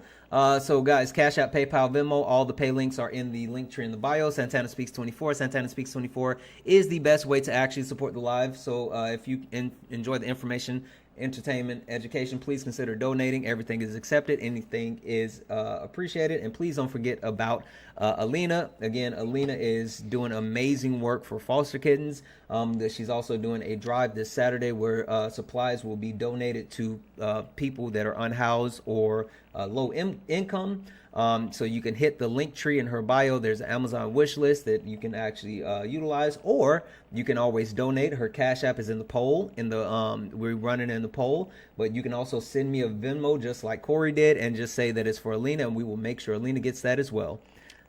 I did find out more information. It actually it's basically we're piggybacking off of a bigger event, so they're going to be providing other supplies too for the unhoused community. So we're going to be there because most of the time when these events happen, there aren't supplies for people's pets, and many unhoused people do have pets. So it's kind of like we're going to be doing both the human supplies. There's going to be an organization doing that, and then we'll be handling the pet supplies. This is Chairman Mao. I'm sorry I had to walk away. I just felt really disrespected. No. And I was about to say something. I appreciate you, Alina, so much. Yeah. Okay, so we have new people on the panel. I want to go and just do a quick introduction to the new people on the panel, and then I want to get into a new topic specifically. So really quick, Coffee, how are you? Hi, Santana. How are you? Wonderful. I was trying to get you in earlier. I apologize. I know we didn't get you in last night, but I'm glad that you stuck around here with us. Coffee, can you tell the people what are your pronouns? What is your most proud moment as a woman or for women? And what are your expectations over the next 4 years for women under the Trump administration? She, her. I have to change my proud moment from the other night. I got a phone call from my daughter earlier today, and she has let me know a couple of things. First of all, she started out the conversation basically in tears, thanking me for the way I raised her, because she's 18, it's her freshman year in college, and she has a handful of friends who are engaged in a very misogynistic state, and their whole goal in life is to be a wife and a mother. And she was like, that's not for me. I want to thank you for teaching me that that's not the way my life needs to be. And after that, she told me she changed her major to math, and it was just a great feeling. Absolutely. That's awesome. It's always wonderful to know that we're doing something right. And what is your expectations for women under the Trump administration for the next 4 years? Oh, it changes from day to day. Some days I'm more hopeful. Other days I see the reality, and it's scary. Something that Lady I'm sorry, I don't remember the full name, said earlier, that Trump didn't really necessarily do anything specific for or against women. He actually did a deregulation to make it harder for women to file sexual harassment suits in the SA. workplace. Mm-hmm. Yeah, sorry. No worries. So the quiet things hurt us as well as the loud things. Mm-hmm. So Okay. All right. yeah. Perfect. Thank you so much. Go back on mute. Sarah, how are you? Hi, Santana. Hi, Alina. Sarah, what are your pronouns? What is your most proud moment as a woman or for women? And what are your expectations over the next 4 years under the Trump administration? Also, just a FYI, guys, we have 4 minutes to get to 150,000 likes, or we will be turning the comments off. Tap, tap, tap. My pronouns are she, her. My proudest moment, it changes every single day. I think my proudest moment was voting for VP Harris in this upcoming election. And my expectations are so low for Trump's. What rattles my bones is his saying that he's going to protect women, whether they like it or not. Whether you like it or not. And it's just, oh my gosh, that just, makes you really want to punch something. But I just think that women are going to need to be loud and proud more than they ever have. So that's what I think. It's going to be a fight for our rights for the next 4 years. Got it. Perfect. Thank you so much. Go back on mute for me. Sean, how are you? Hey. Hi, Sean. Sean, what are your pronouns? What is your most proud moment as a woman or for women? And what are your expectations for the next 4 years for women under the Trump administration? Pronoun she, her. Most proud moment is probably figuring out that I was one, and next expectations is the same thing it's always been: radicalization. Getting radicalized and radicalizing people and showing them that the system is garbage. Absolutely. Thank you for that. Lady Seabury, what happened? Did we lose Lady Seabury? Lady Seabury, I sent you a request. I was just about to actually allow you to, I was getting ready to come to you. I wanted us to be able to have a conversation. Lady Seabury, if you are still there, please come back up. We would love to have you jump back into this conversation. Also, we will hold this spot open if there is a Trump supporter, specifically a woman Trump supporter, that would like to actually join the conversation in case Lady Seabury does not come back. But if there is another Trump supporter that would like to actually join, Stroop, I see you in the comments saying Trump will not take away any rights of women. Keep up the lies. That's perfectly fine. Stroop, I'm going to send you a request to come up as well. We would like to let your voice be heard. We are going to go ahead and get into the conversation. Alina, I want to take it to another place. Where? I want to take it to your body, my choice. Your body, my choice. And I think that's so interesting in a couple of different ways, right? I think that's super interesting in the way that that Donald Trump and the Republican Party specifically want to strip away the rights for women to have health care, right? Because ABs are health care, right? It's not just about getting rid of babies, but it's health care. But then also they want to do things like regulate trans women. They want to regulate trans women as far as keeping them out of quote unquote bathrooms, out of the military. They want to actually restrict the type of health care they get as far as gender affirming care for young kids. So I'm trying to understand how can anyone support Donald Trump controlling women's bodies or the Trump administration. So that's where I want to go with that. So I will let you start, Alina, with saying uh, you know, your body, my choice. We know that it came from Nick Fuentes, and it's just been pumped all around the magosphere. But I wanted to get more of your thoughts on that, and I guess fleshing it out a little bit as far as what I said. Mm-hmm. I think the biggest kind of I can't think of a word because I'm so tired, but basically like idea of what the Republican Party is, like this party of freedom and all that stuff. And when you really look at what they stand for, it's probably the least like pro-freedom party. All of their policies are based off of hate and control. And it's really about like, you know, freedom to not exist with trans people around. Versus like an actual freedom would be people being able to be who they are and get the treatments that they want and the healthcare that they want.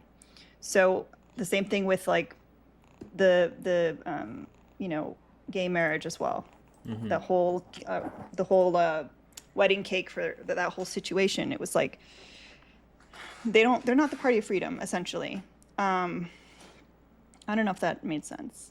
No, I'm trying, y'all. It makes perfect sense, and it's super interesting that My brain you cells say are that. not holding hands. No, you're perfectly fine. It definitely makes sense that the quote unquote party of freedom, you know, the party of free speech and all this other stuff is trying to silence so many people and restrict what they can or can't do with their body. It's super interesting. I never thought that I would see people actually stand for that, but you see people who voted for that actually willing to do that. Sean, like they want the freedom to hate the people they want to hate. Yeah, no. And it's the people that don't conform and assimilate. Absolutely. Sean, I wanted to come to you. What are your thoughts on Your Body, My Choice? I think Your Body, My Choice is really interesting in the weird kind of way, like funny weird.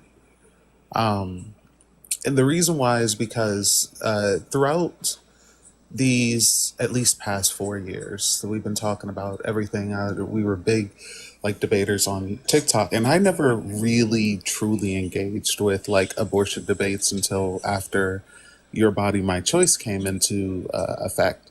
And the reason for that is because I noticed that all pro-lifers arguments are just, my feelings are hurt when you abort babies, so you shouldn't do it because you should care about my feelings, or some variation of that.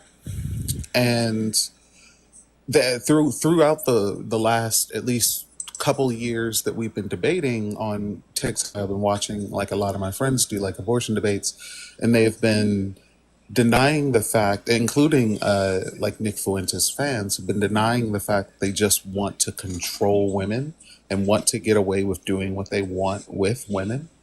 And this idea of Your Body, My Choice, like throws all of that out the window. There's no longer the euphemism. And I don't know if you watch Innuendo Studios. I talked about it like last week. There's a video he has, Ian Danskin in Innuendo Studios on YouTube has a video called The Death of the Euphemism.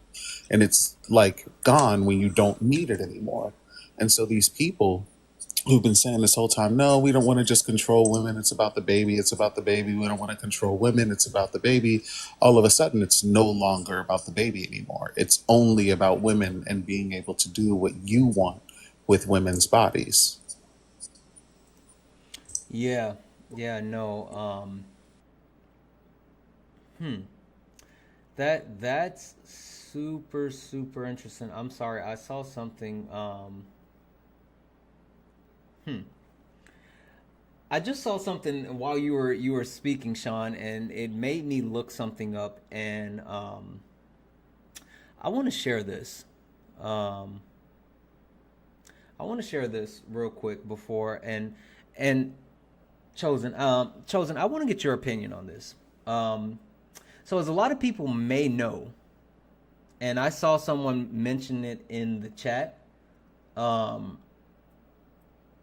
Yeah, I saw someone mention this in the chat, but a lot of people may know this. But I am from South Carolina, right? And apparently something interesting happened in South Carolina today. So let's see if I can make this a little bit. I was about better to so you say, can see bro, it. like these Okay. eyes aren't doing what they used to. Okay, so Like- this is a bill from South Carolina from the General Assembly, a general bill, and this is a bill that they're actually looking to repeal and reprise. This is a bill that they're looking to repeal and reprise. What does this say right here?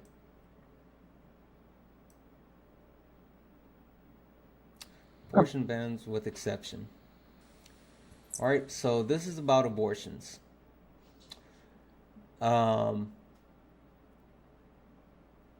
South Carolina is trying to actually repeal this actual bill and bring it back to life, where if someone gets an abortion, and I need to look through this bill more, but in parentheses, basically, if someone gets an abortion that's not listed as an exception, then the person will be unalived. That's what this bill says. Like unalive penalty? Mm-hmm. Oh, yikes! That's very pro-life, though. I need to. So if it's the execution, is that what you said? Yes. Yeah. For ABs. So it outlines Can you show what me the where it says actual that? exceptions are.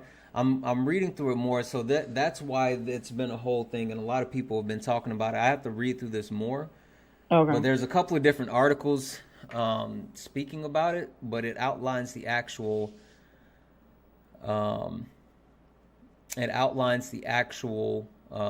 reasons for exceptions and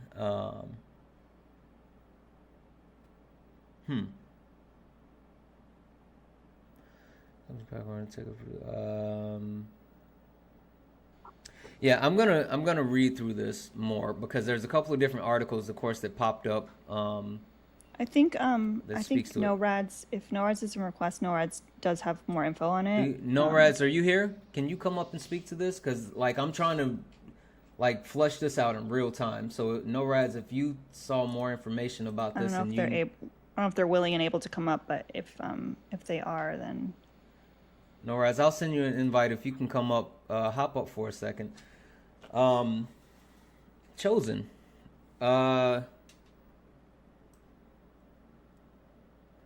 Hold on. Chosen. So I guess just in general, like, does that? Oh, you can't come up tonight. Okay. I'm gonna continue to read a little bit more about this, but I would love to get your thoughts on whether it's something that Also says use Control F and look for one of the words that you're looking for, and that should take you to the section that you need. Yeah. Yeah, like it'll probably put death penalty and or with it execution. I don't want to say certain words.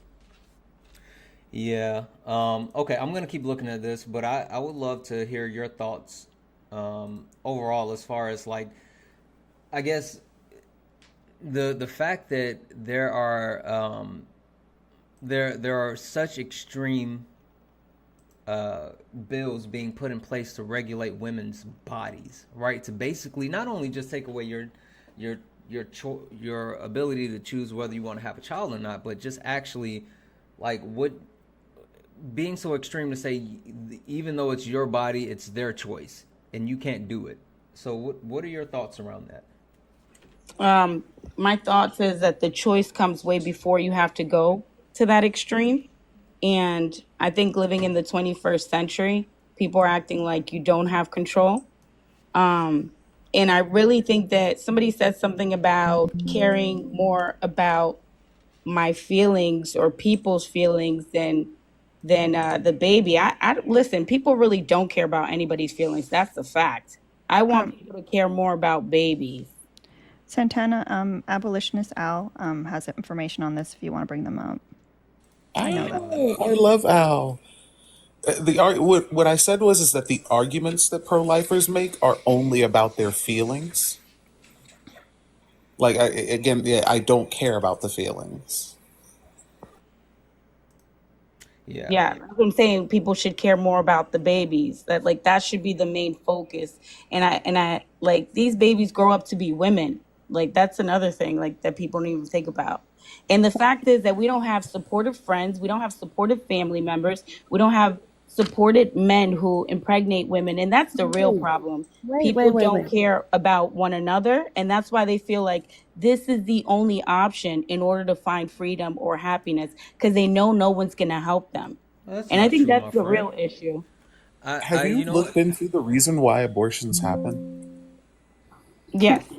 Like, have you done any research on the Yes, reasons I of have. like? Yes. Okay, what's the number one reason for abortions? Inconvenience.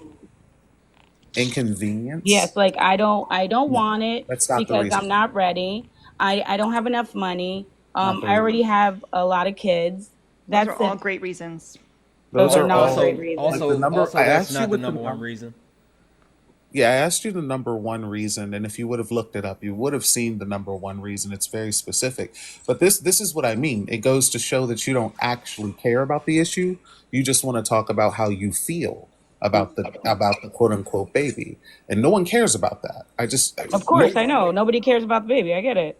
no one Well, cares listen, about your I hope feelings everybody about the finds baby. Jesus, Like and I'm done. this is the issue. And Like listen, Hold on one everybody second, here has a chosen. mother. Chosen, Everybody has hold a on, mother. hold on You one have a second. mother, and you're not no that sheep. doesn't mean anything. Yeah, hold on one Like second, chosen, because we.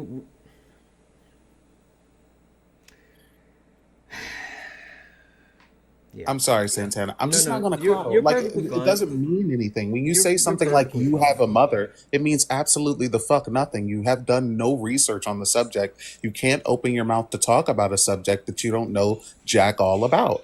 I don't know what else to tell people. When you say things like my feelings are hurt because you're doing a thing, I don't give a fuck.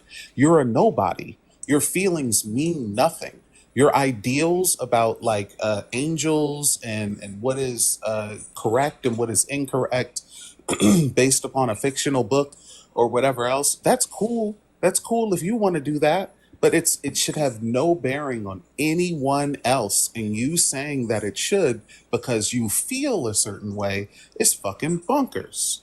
Yeah, no, I completely agree. And listen, the thing that I'll say is that we tried to give her space and to actually allow these conversations, and there were multiple times where, in my opinion, it was just lashing out, right?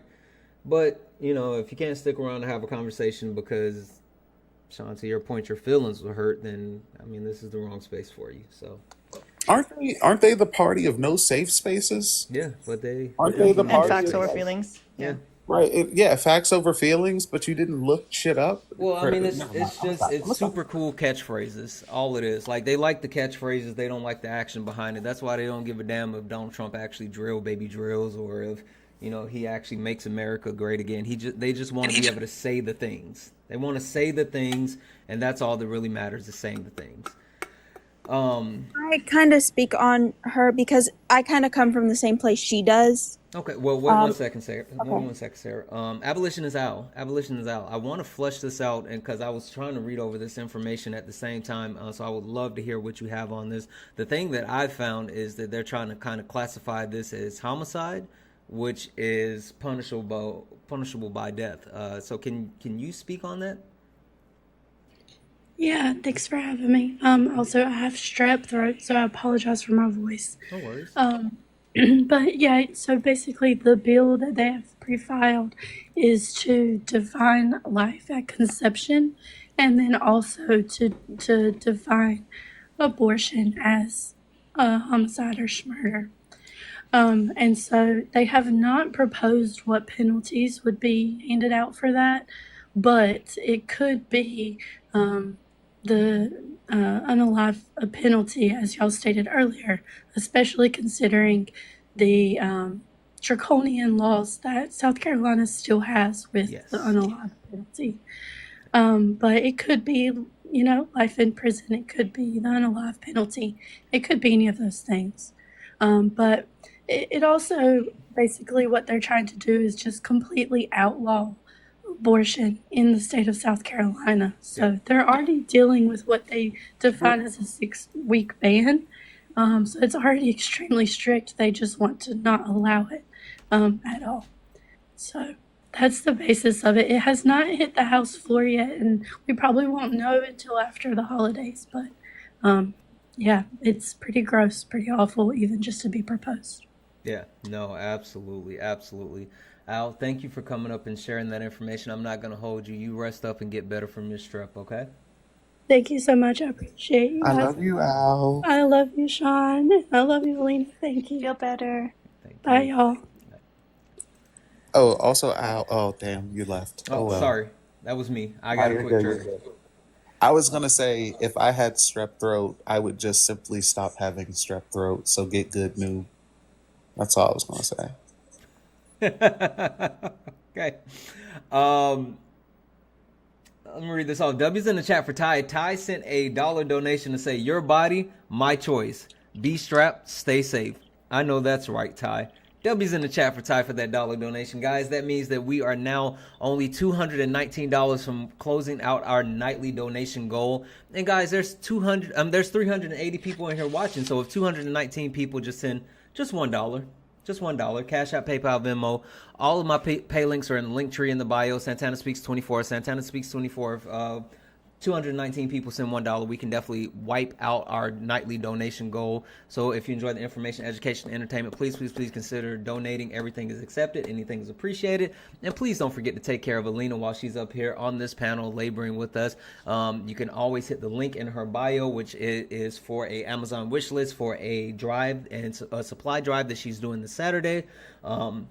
And if the supplies will get there past Saturday, no worries. You can still go ahead and order those supplies and they will still get to her, which again, it's a part of a larger drive, so it's rolling upwards. So any additional items will be sent. But then also you can also hit her pay links. Her Cash App is in the poll in the bio. And also if you send a Venmo to me for her, just tell me it's for Alina and I can send it over to her. Guys, let's get all the good things happening, right? Let's keep tapping the screen. Let's get the likes up to 200,000 likes. We still have our daily live gift. Let's knock that out as well. Let's do all the wonderful things to let the TikTok know that we are here for a wonderful evening of conversation. Hey, I want to keep moving around the panel. Sarah, I know you said you had some perspective that you actually wanted to share. So I definitely wanted to give you that ability to share what you thought, but I want to keep going around the panel as well and hearing everyone else's thoughts on the your body, my choice conversation.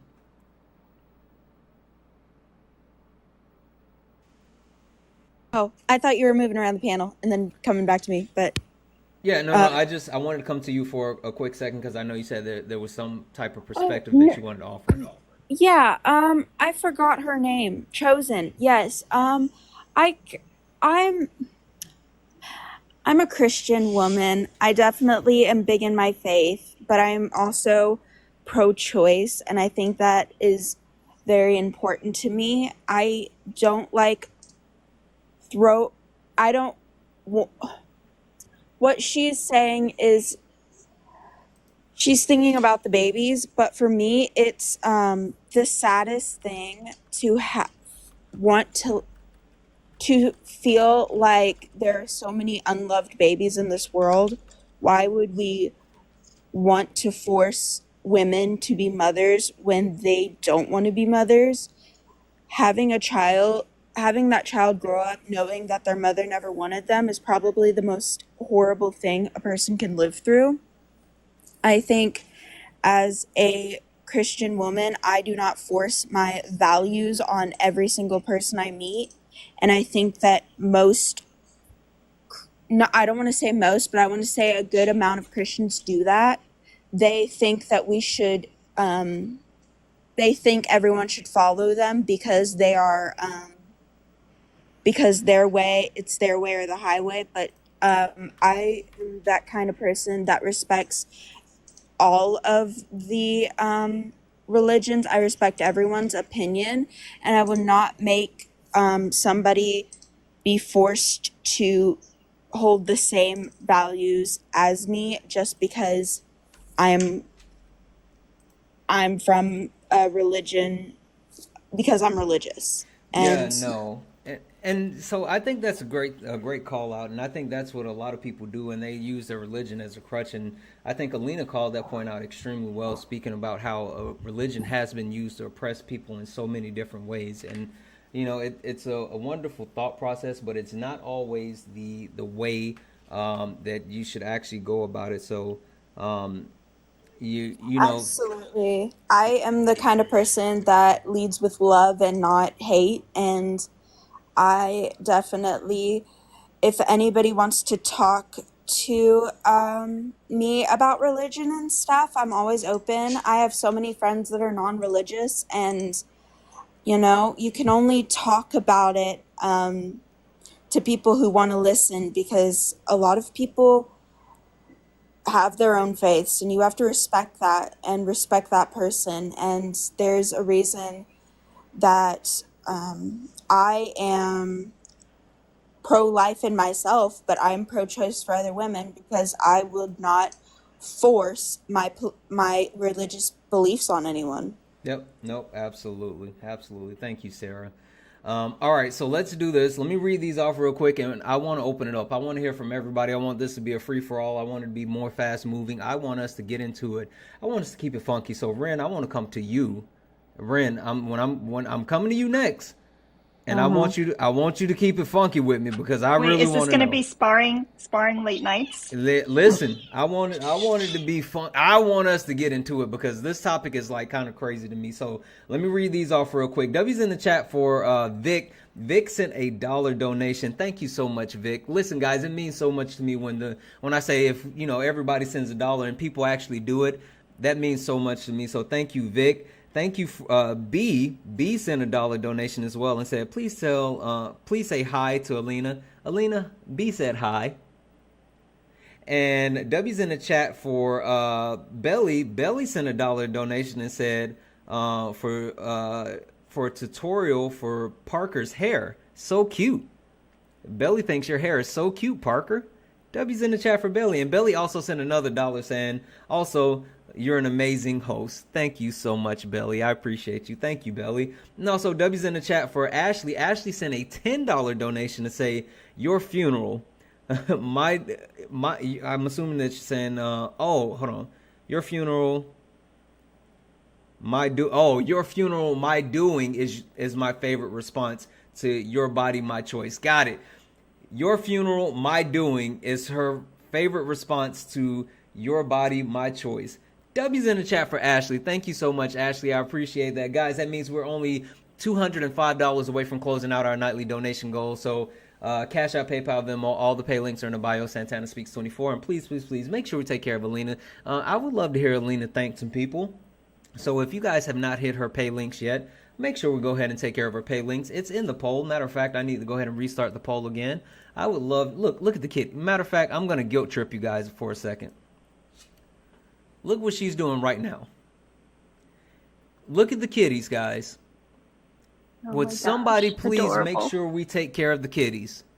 Please make sure we take care of the kitties. No one is sending anything to help the kitties. Let's make sure we take care of the kitties. You know what? I see it. I see everybody go. You know what? Nope. Shrinking it back down. You guys get no kitty time because no one is taking care of Alina. So hit the pay links. With that being said, Ren. Sorry. Can we interrupt really quick? After Ren, can we introduce the two new people before the free-for-all? Oh, yeah. Actually, I'm sorry. You're absolutely right. Real quick, guys. Okay. Let's do this. I apologize. Good call, Coffee. Super quick, because I really want to get into it. Joe, how are you? Joe. Hello, Joe. Hi. Joe, I was about to say, I know you're not fighting with the mute. I was about to say, I know you weren't fighting with the mute button and it was winning. Not my Joe. I ain't got no glasses on, so leave me alone. Oh my God, Joe. Joe, what are your pronouns? What is your most proud moment as a woman or for women? And what are your expectations for the next 4 years for women? Well, my pronouns are she and her.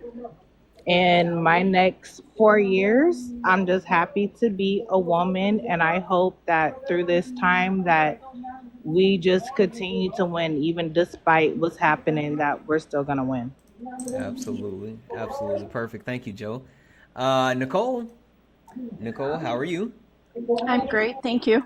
Wonderful, wonderful. Nicole, what are your pronouns? What is your most proud moment as a woman or for women? And what are your expectations for women over the next 4 years under the Trump administration? My pronouns are she and her, and I don't have much expectations for Trump over the next 4 years. I don't see a great future ahead for us in the next 4 years. So, and then as far as women and our rights, I'm absolutely ashamed that this man is the vice president or going to be the president, considering how he has abused women in the past, and that we now are allowing a man that has been civilly found liable of essaying a woman to hold one of the highest positions in the country. I'm ashamed of our country, period. Yeah. Period, full stop, Nicole. Period, full stop. Thank you so much. Also, let me read these off real quick. W's in the chat for Bernice. Bernice sent a $2 donation to Alina. Or I'm sorry, hold on. Okay.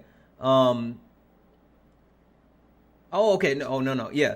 So W's in the chat for Bernice. Bernice sent a $4 donation, 2 for me, 2 for Alina. And so Alina, I will be sending you that over. W's in the chat for Bernice. Also, W's in the chat for Kristen. Kristen sent a $1 donation, and I'm going to try to read this off like you typed it. Well, and it's just like the ocean under the moon. Oh, it's the same as the emotion that I get from you.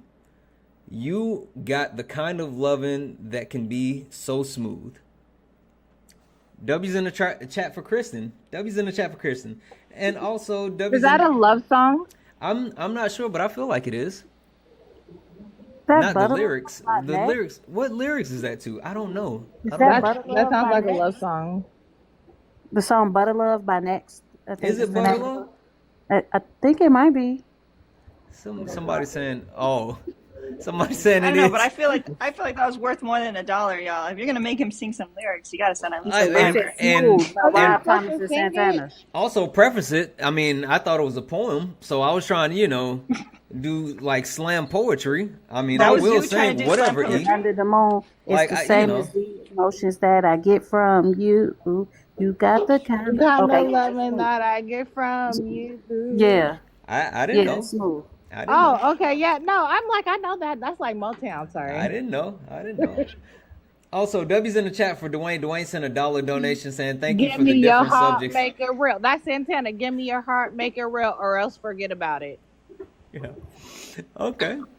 W's in the chat for Dwayne. Dwayne sent a $1 donation, says for the different subjects every week. Thank you so much, Dwayne. Guys, we're now only $201 from closing out our nightly donation goal. Cash App, PayPal, Venmo. All the pay links are in the bio. Santana Speaks 24. Alina, someone just said check PayPal. So I guess I'm pulling it up right now. Okay, perfect. All right, Ren. Okay, so go ahead, Alina. W in the chat for Laura sent $10 on PayPal saying, my girlfriend made me send this for the kitties. She said if I didn't, I wouldn't get any. Kitty. I'm sorry, go ahead. A different word that rhymes with kitties. We love you. With a T. Kitties with a T. And then tacos. Yeah, we'll say that. And then also Tiffany sent 20 on Cash App. No note though, but thank you so much, Tiffany. And not be in the chat saying Smitties. All right. Definitely tacos. Tacos are awesome.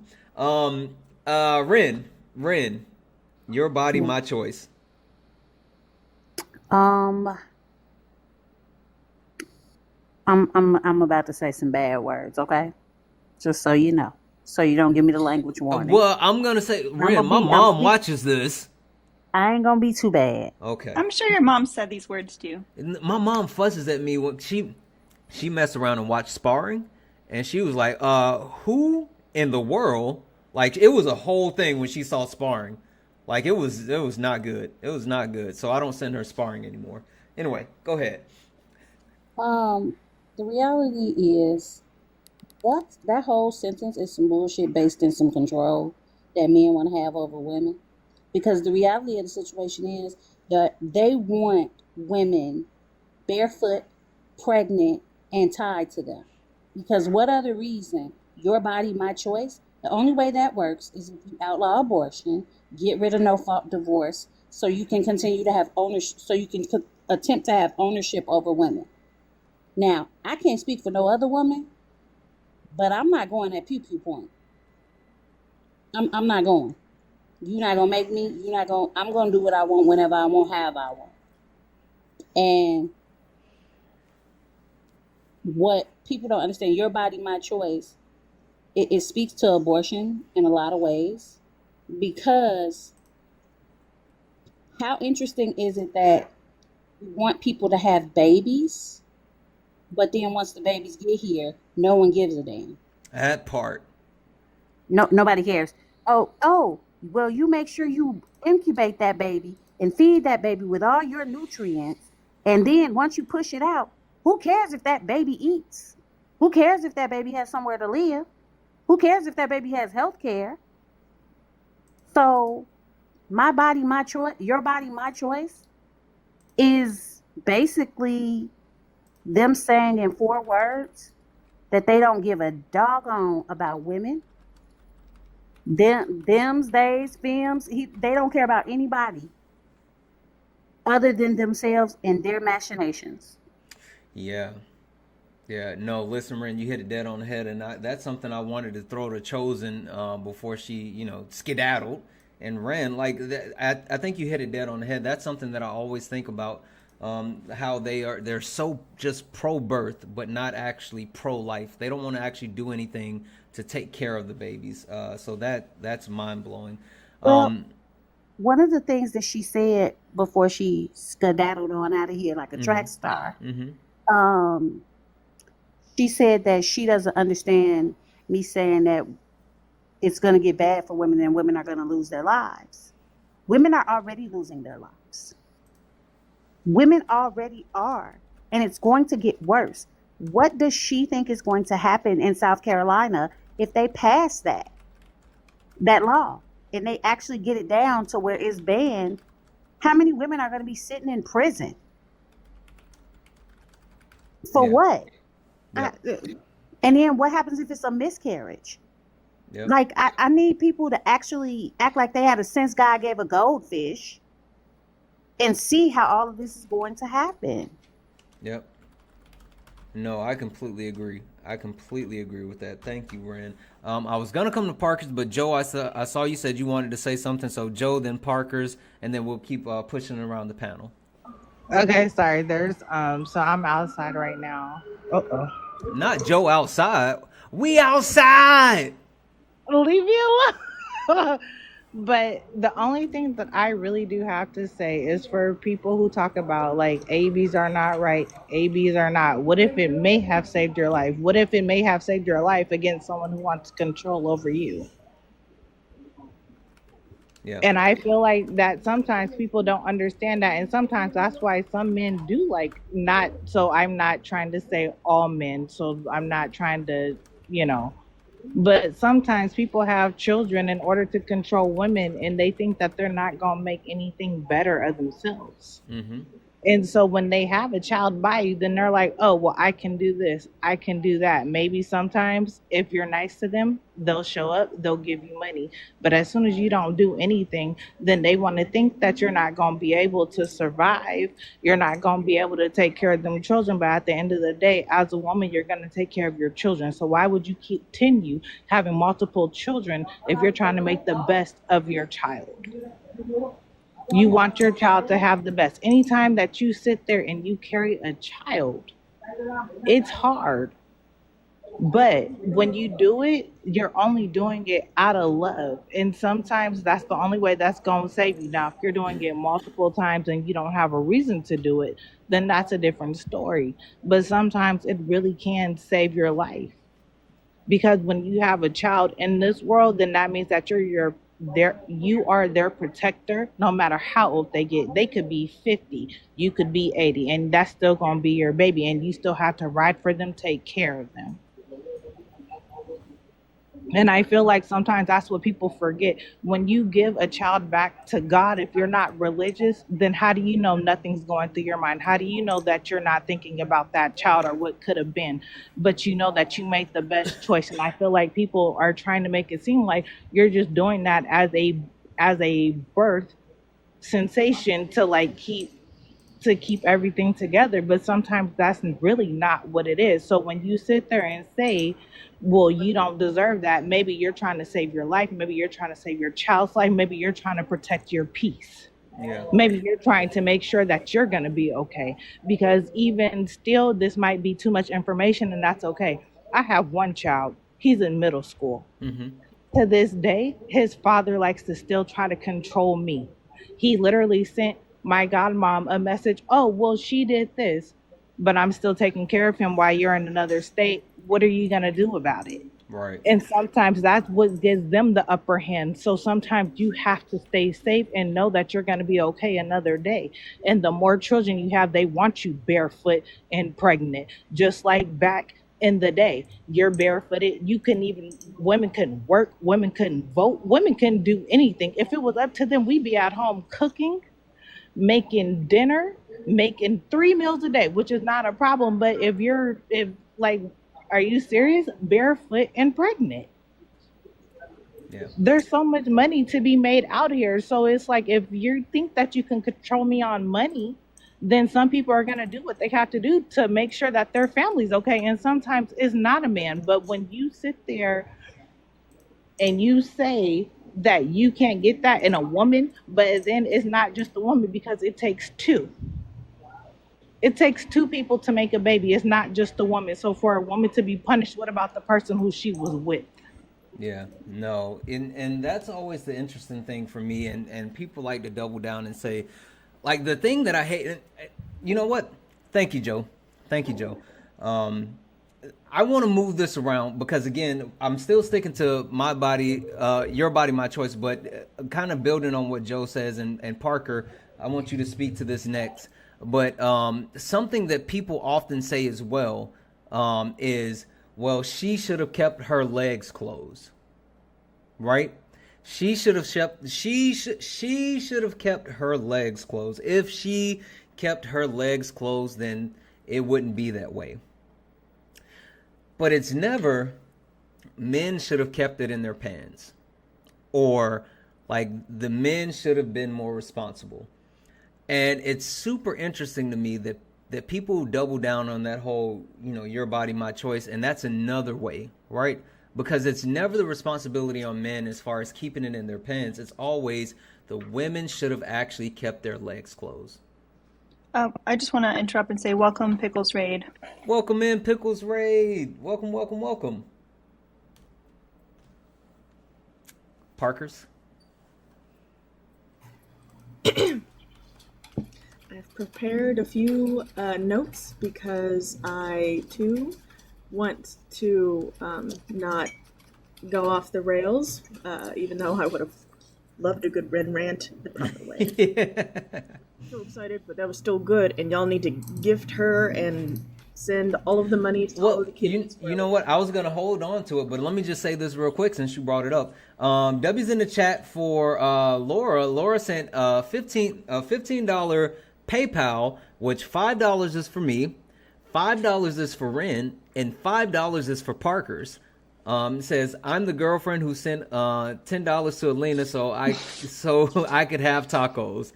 Thanks and support from the UK. Thank you so much. So Ren and Parker's, I will make sure that you guys get your $3 that was sent. So No, I will get you your $5. Also, W's in the chat for Wait, I thought I heard wrong because I'm like, did you say 5? What? what is it?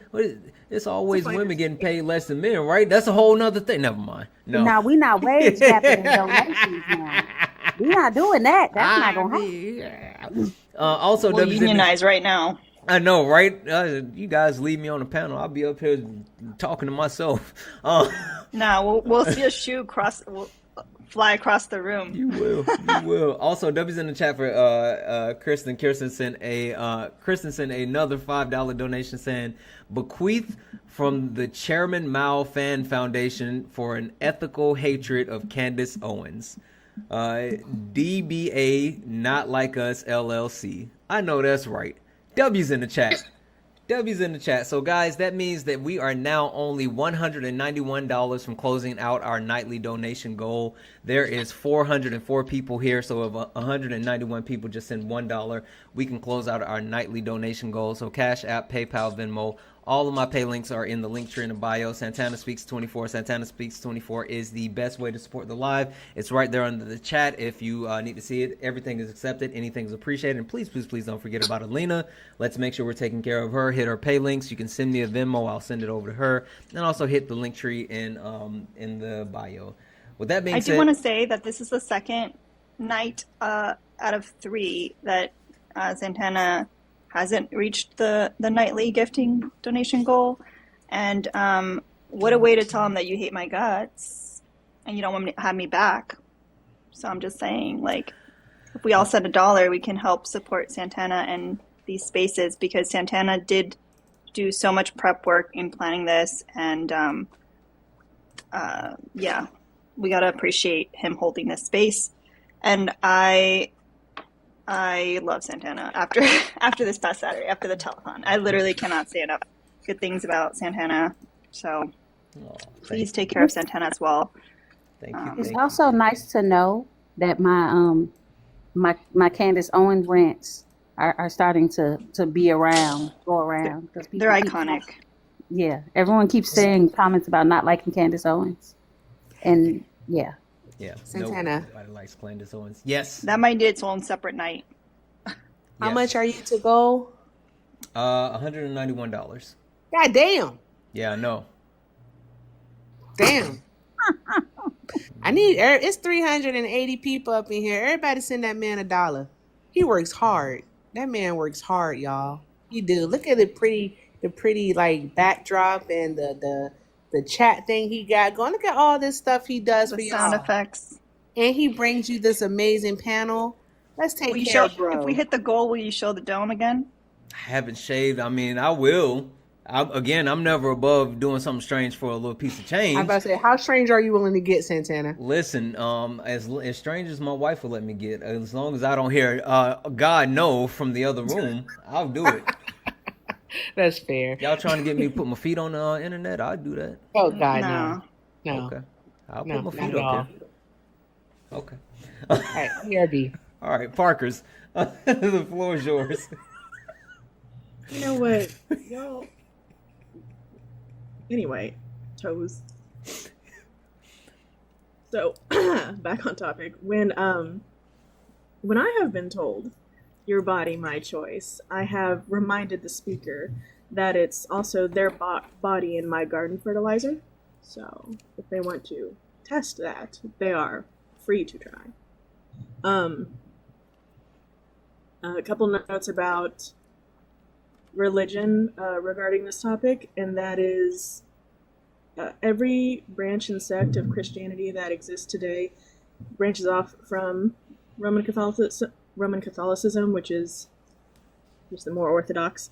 But to that extent, it used to be hard one on off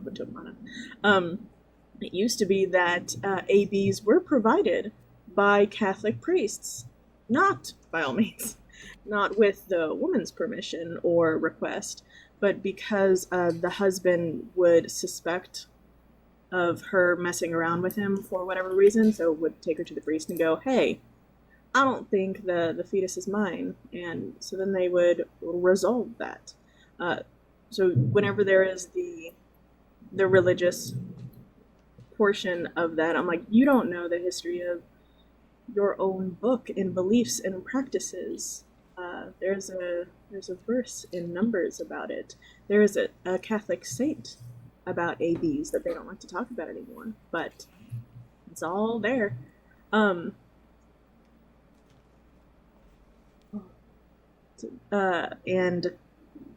two more notes before I get into my actual notes, and that is after number 611. After Roe v. Wade was overturned, one of the first things I heard as a resident of the South was one of my friends going, "Oh, so rapists now get to choose the mother of their children." Yeah. And that has haunted me. It is called creative gardening. We all garden in our own ways. My lungs can't take the fun gardening, so I do other gardening where I like dig holes at 2 a.m. and my neighbors are very accepting. And the last bit was I was looking up the South Carolina bill, and it is reliant on the 14th Amendment, which I was like, I must be misremembering that. So I literally looked up the 14th Amendment, and it's the one about birthright citizenship and how you are protected as a citizen of this nation the instant you are born. And they're using that as an excuse as if born happens earlier during the process, and it doesn't, which is the epitome of irony or hypocrisy, because that is the same 14th Amendment is what Trump wants to revoke. He wants to revoke birthright citizenship. So the cognitive dissonance is unreal. But in terms of maternal health and mortality, maternal mortality rates in the states with restrictive abortion policies have been associated, obviously, with higher maternal rates. Research indicates that such states experience at least a 7% increase in total maternity rate compared to states with more accessible AB services. Unsafe abortion risks is the WHO reports that between 4.7% and 13.2% of maternal deaths are due to unsafe AB practices, because when you make it when you take away the legality of it, you are not ending the practices. You are just ending the safe practices. There are economic impacts to restricting AB-related healthcare that includes, but is not limited to, the Institute of Women's Policy Research actually estimates that such restrictions cost state economies approximately $105 billion annually, considering factors like reduced labor force participation and increased medical expenses. They are making women sicker because this is healthcare. And it weighs heavily on the states. That's why red states are so dependent on the funding from other states like California.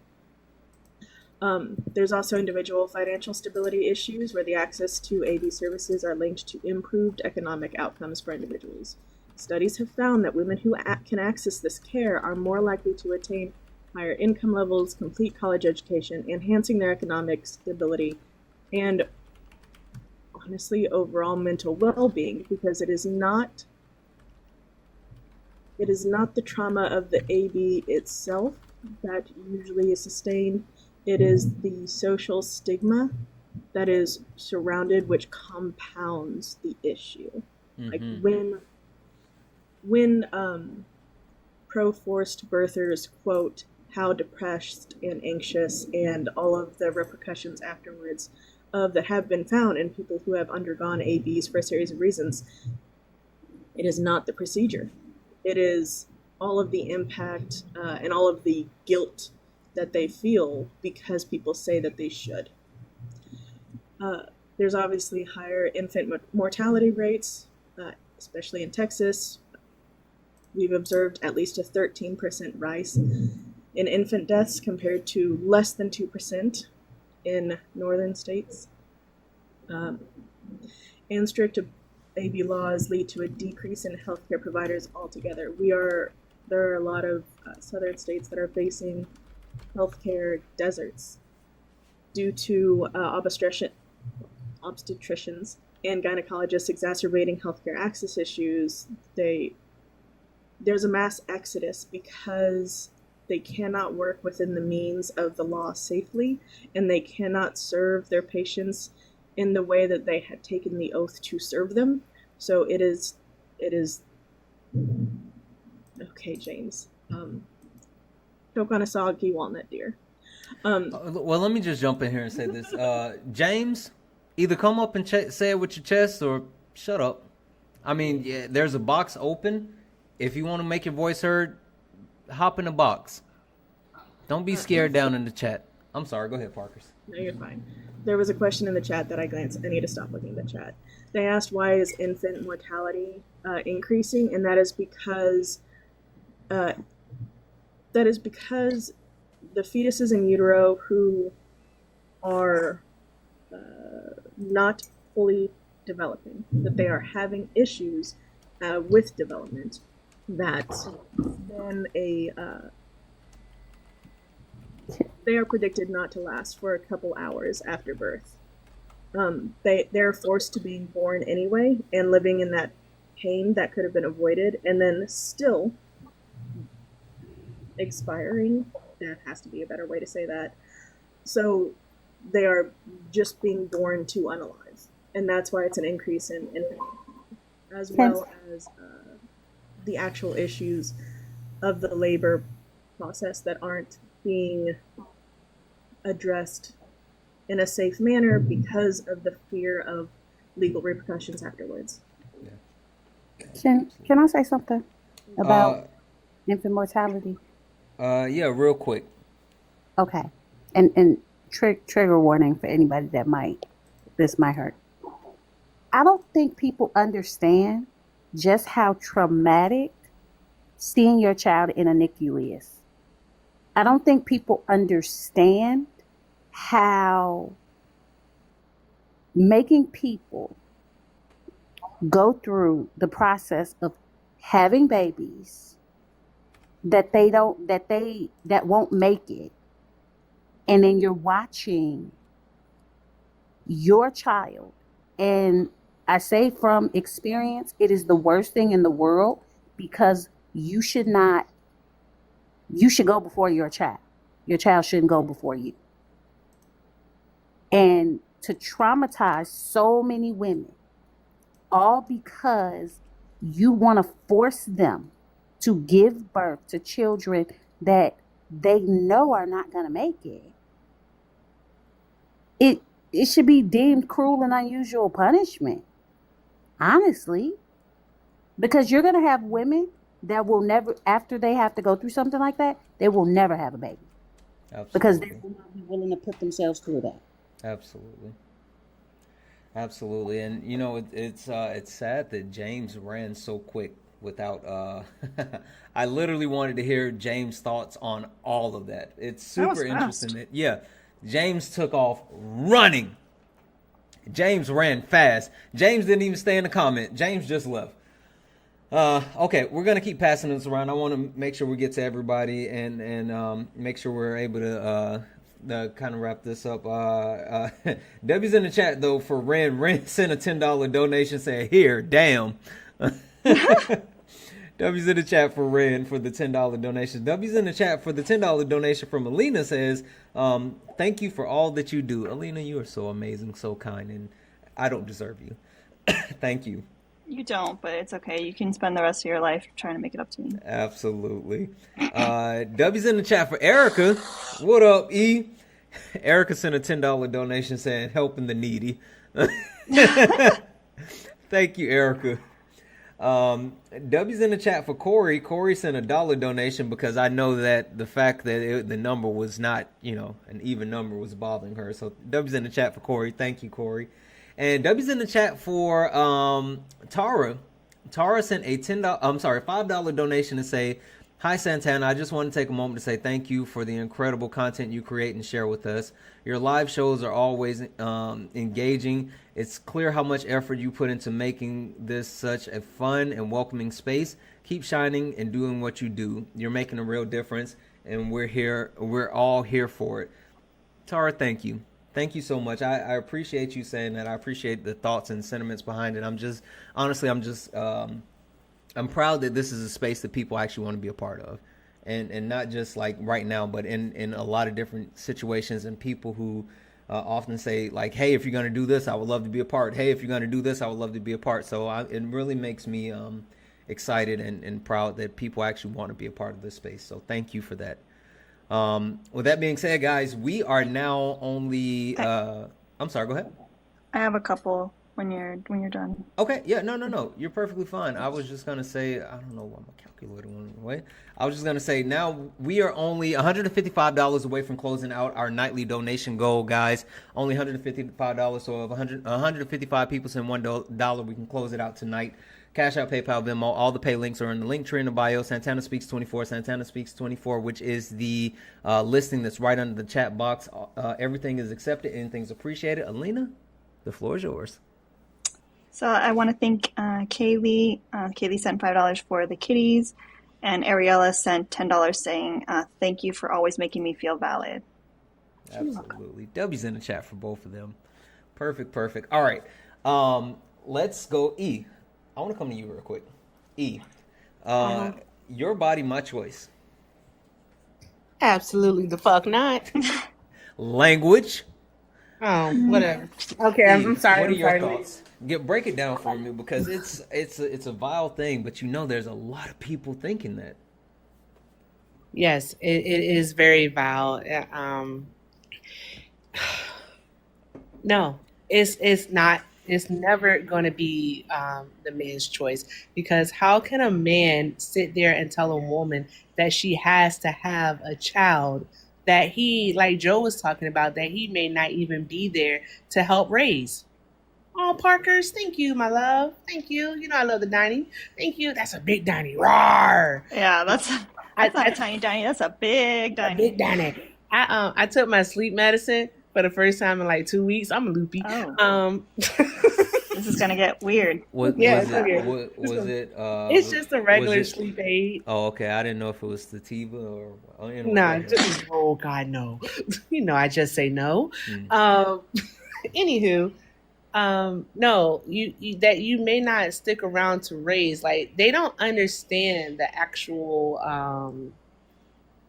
impact, the cost mentally, emotionally, physically, financially that it takes to raise a child.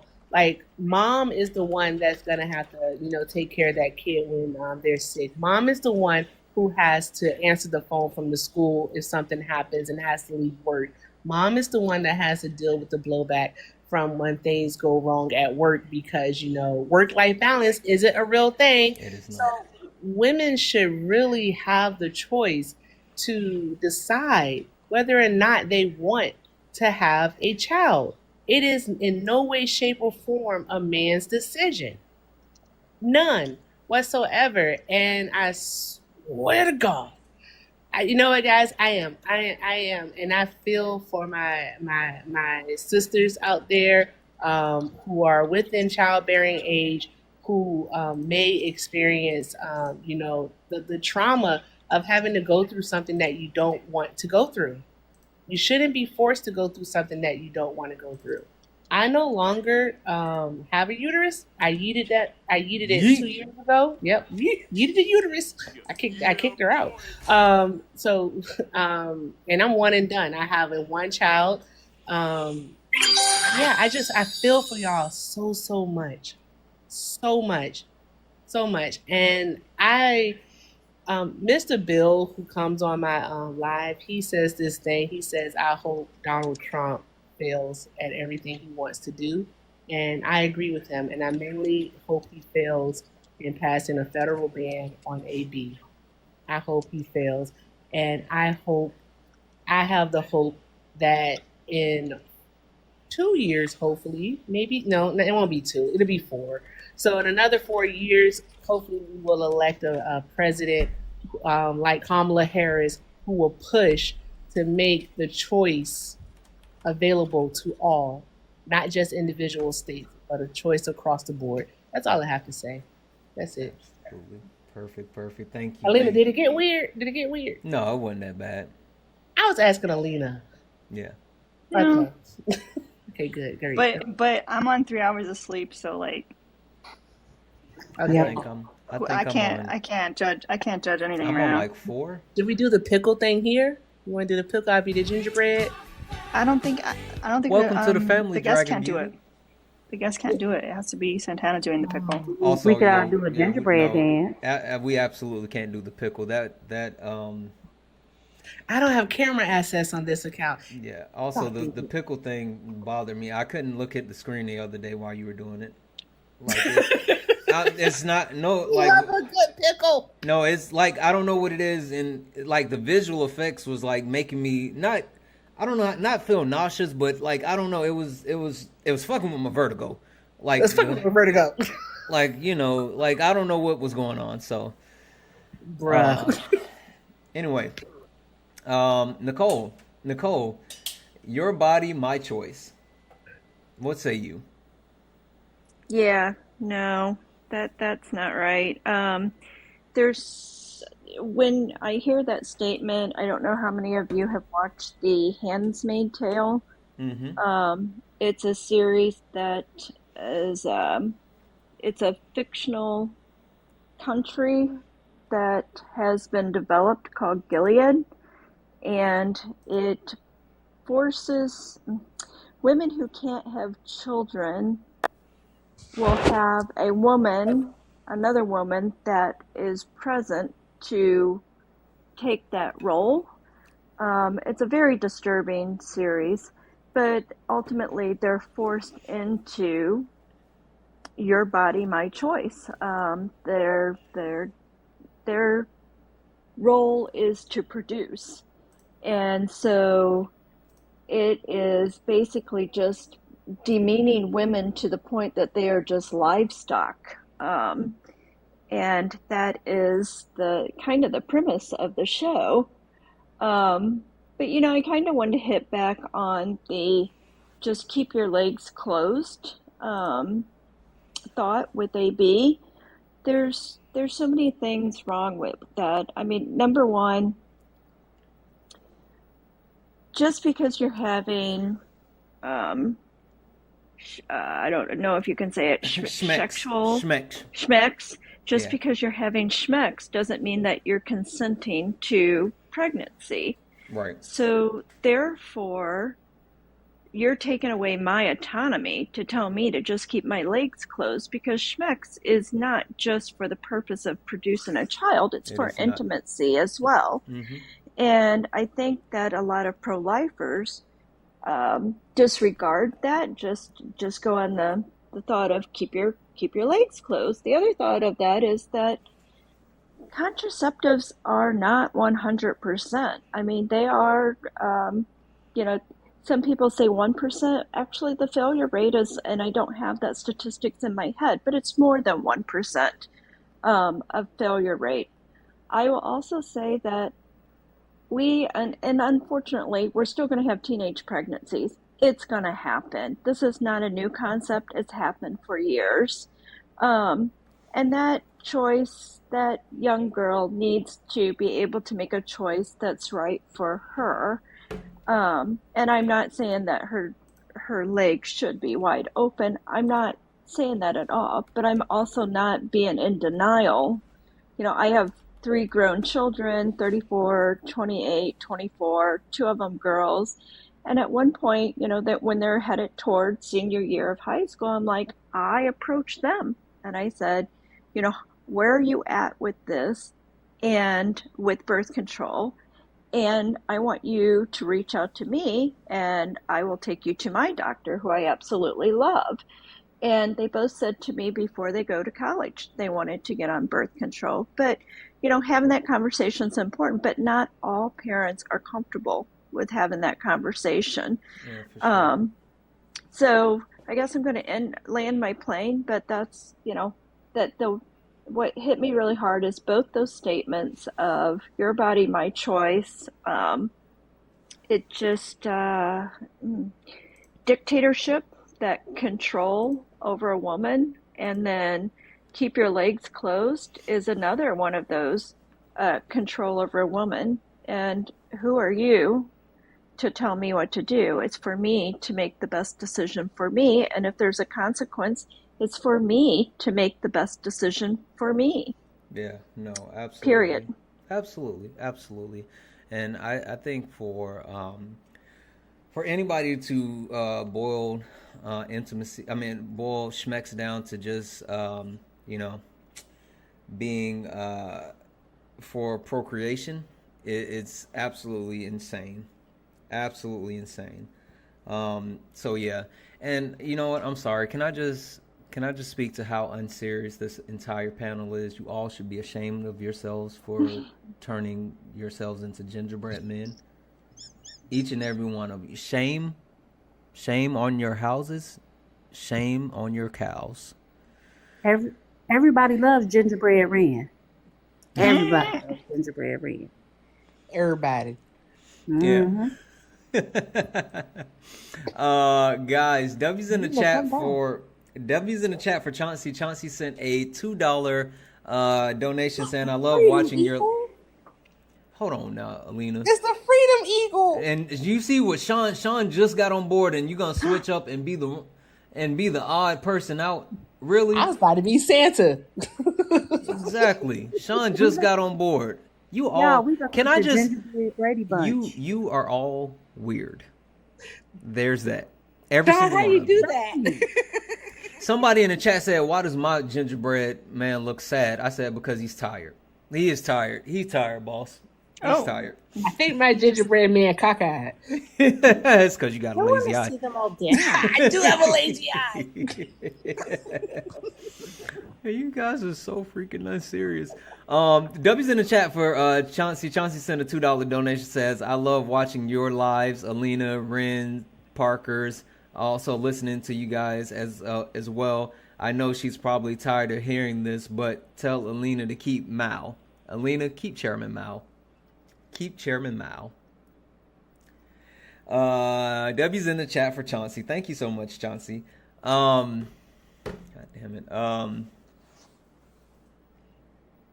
Coffee, you're the only sane person left on. Well, you and Nicole are the only sane people. Ren, give him the body roll. Give him the gingerbread body roll. Holy smokes. Say Santana's turn for what? Santana's turn for what? I'm confused. Coffee, your body, my choice. Let me ask you a question. Mm-hmm. How many people on this panel have donated a kidney to a stranger unwillingly? Not me. Why should I donate my uterus to a stranger? Exactly. Yeah. It's the hypocrisy. It's the lack of privacy. Mm-hmm.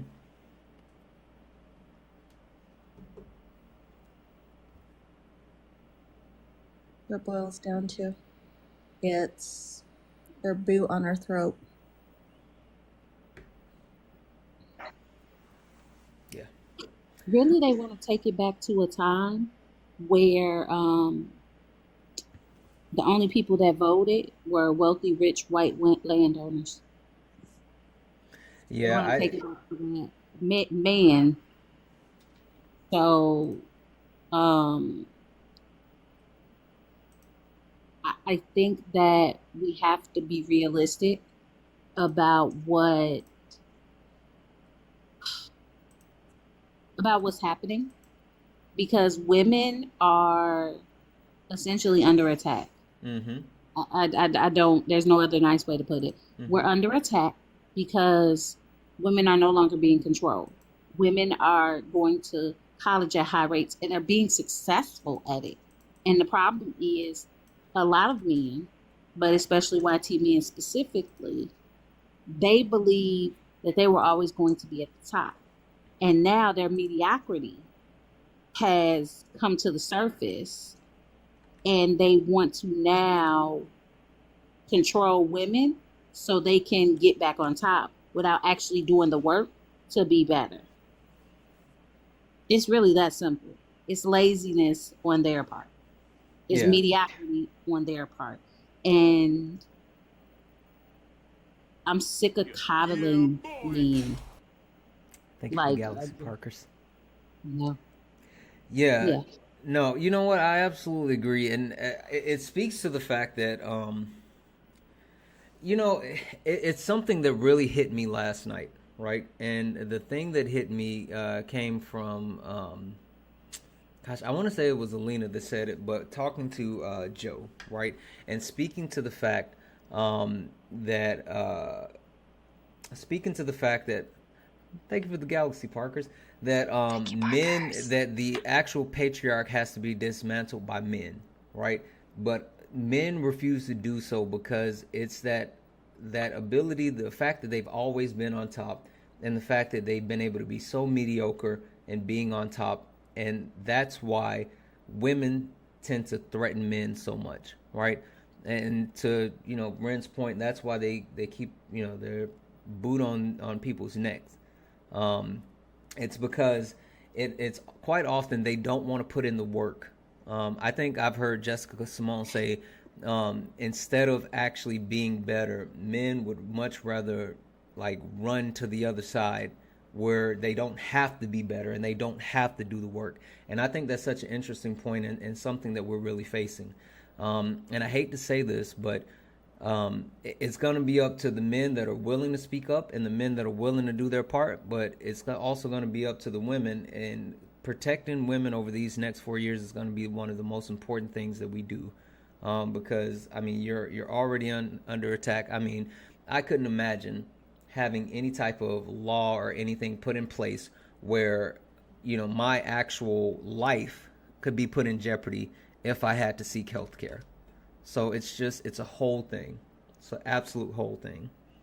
Santana, your gingerbread man looks like in the cartoons when someone's run over by a truck and they're flattened and they got the tire marks on it. What's going on?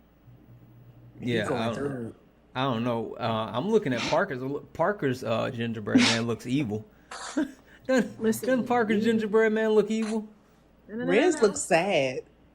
Right. First of all, I tried the filter earlier today and I didn't have my eyebrows colored in, so it wasn't picking up my eyebrows and it really hurt my feelings. So I colored them in, which means I'm very happy about it because now it's picking them up again. Yeah. Okay, guys. What was Alina doing? I don't know what Alina was doing. We kind of went sideways when everybody turned into gingerbread people. I'm not even gonna lie. It's just I just want to say one more thing, Sean. This is for Sean. I am so glad you did not use kid gloves earlier. You should have seen Sean talking. Did you guys see Sean talking on the? I know y'all can see the chat. Sean was like, not too much on that coddling shit. Everything. Sean is I had a lot to say to her, but I didn't want to interrupt. Oh my god! I knew she Oh, was. yeah, you did right not letting me up earlier because when Alina I know, but said listen, move like on, I knew she Alina was. said move on. I knew she was. I gonna, did love like, that Sean was over in Twitch and Sean was like, the bad signal. Yeah. Look at Sean. You guys have no sense. I was trying not to be rude because I really feel like I'm just gonna say she was full of shit. Sugar honey iced tea. She was full of shit. It's just because I hear Bubba laughing. cracking up. But no, I just I don't have anything against somebody wanting to be a stay-at-home parent. I did that. Mm-hmm. I was a stay-at-home parent. Mm-hmm. But just because I did it don't mean somebody else should. Mm-hmm. Because if I'd have had my way, like I tell anybody, if it wasn't for the fact that I was disabled, I wouldn't have been a stay-at-home parent. I would have went to work and her daddy would have stayed home with her. Mm-hmm. And that would have worked for us. And that doesn't make him less of a man if he had done that. Yep. But according to the right, that would make him a punk. Yep. At some point, that's okay. Me and my gingerbread army, we just gonna go beat up everybody. I know Right, that's y'all? That's what we gonna do, right?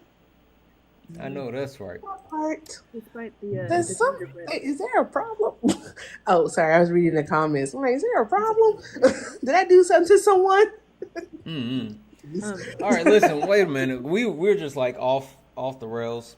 Off the rails. Is it t-shirt time? It is absolutely t-shirt time. The countdown clock timer has gone off. I appreciate everybody on the panel. I appreciate you guys for being here. I want to give the floor to Alina. Alina, you have been my co-conspirator this entire week. You have been the driving force behind these conversations. You have been the person that helped shape the actual conversation. Hey, the media Thank you so much, Hannah. Oh my God, it was so beautiful. You have been the person that pushed this conversation forward, and without you, I could not have done it because I am not smart enough, and I've learned so much genuinely. So I wanted to give you time to actually share like your final thoughts with just wherever you want to take it. The floor is yours. I mean, I appreciate the opportunity to do this because even though I do have these talks every single day, there are people like Joe who've never entered that space. And there's people that won't feel comfortable entering that space because it's hosted by a woman. So it was great to have the opportunity to be on a platform where we'd have maybe a different audience. And hopefully it helped open up some conversation and hopefully made people think about how they approach these topics and women in general. I think we all need to do better in regards to thinking about our either misogyny or internalized misogyny. I've said it a million times, being born and raised in the patriarchy, that is something that we all have to unpack. I don't care who you are. We're all affected by it. So I just ask that people take care of each other, keep these conversations going. I'll keep talking about it as long as they keep crashing out because the work is not done. Absolutely. I can't, I don't know what else to say. They're trying to eat each other. The cookies are trying to eat each other. The cookies trying to eat each other. Okay. I want to say a couple quick things. Quick things before we get out of here. Guys, make sure, and when I say guys, I'm saying everyone in general, not men, just everybody. Everyone, follow me on Blue Sky. I'm actually kind of funny there. I have some introspective thoughts. It's really good. Make sure you follow me on Blue Sky if you are not doing so. Also, make sure you are following me on the YouTubes. We are actually live on the YouTubes right now. And if you are watching the YouTubes or the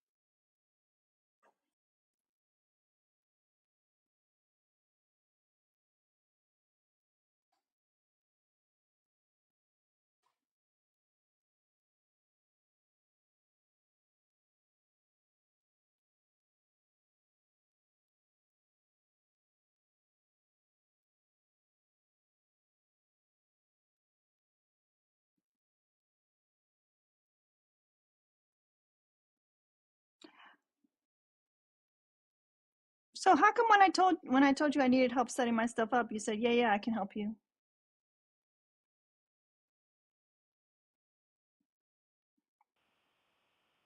Stop trying to be like me, man.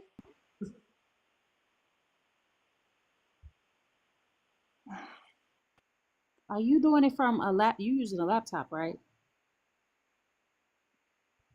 Okay.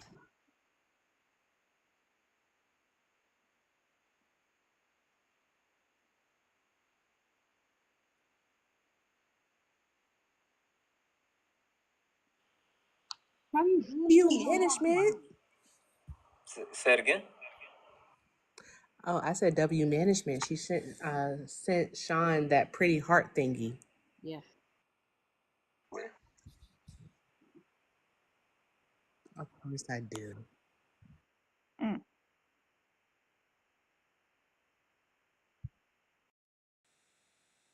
I appreciate y'all. Y'all are amazing.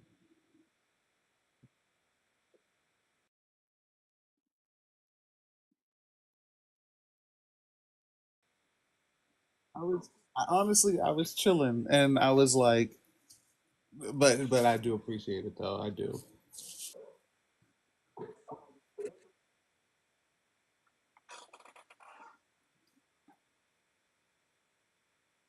Oh, do a raid on Twitch. Carbon.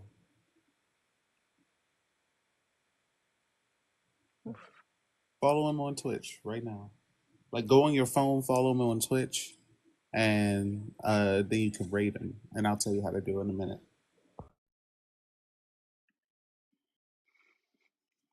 Somebody said Carbon is restarting. Carbon. Is he restarting Twitch? I don't think he's restarting Twitch. Oh, I have no idea. I couldn't say. His name on Twitch is Carbon Says. K-A. It's Carbon Says. K-A-R. You gotta go to the search engine up top. Search up top.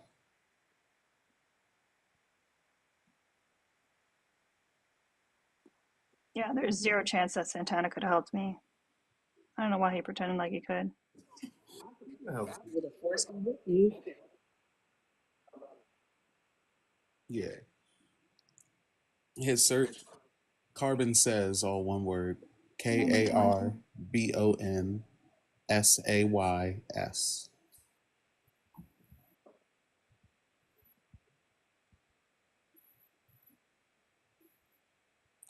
Let me see if I can help you with this real quick.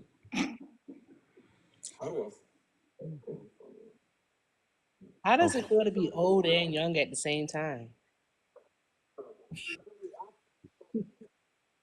Oh, young old ass.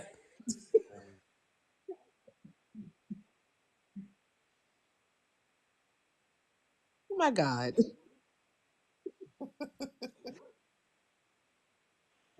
Oh my gosh, wait till your knees start hurting from sleep. From sleeping? Existing. See if I Well, that's because what did the person say? That you were 5'6"? How tall are you for real? Oh, jeez Louise.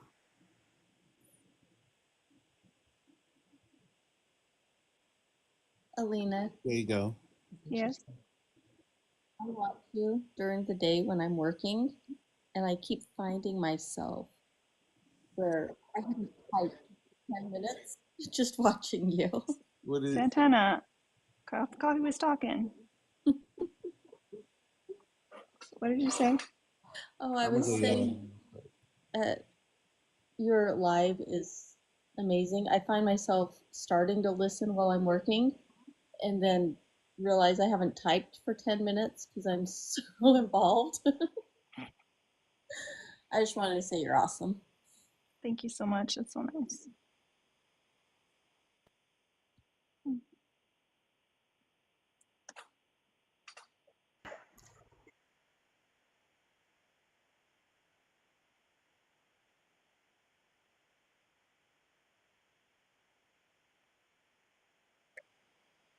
You know, did you say TikToks? Did you say TikToks? Yes, he did. Yeah, it's so black of you. The Walmart, the Targets, I thought it was more grandpa. Kroger's. Oh, Aldi's. We call Aldi Aldi's. Walmart Walmart's. Targets Targets.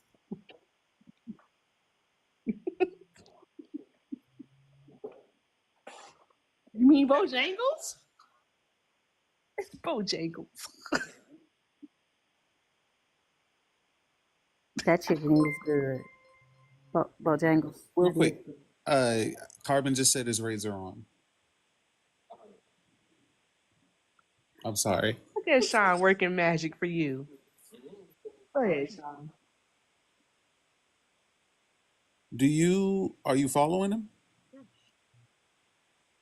Probably has you blocked. I'm sorry, he's just not Wait, that in for you. let me see something real quick. Hold up. Are you watching him? All right, let's see this. Hey, Parker's. Yes. Can we get a mod? Yes.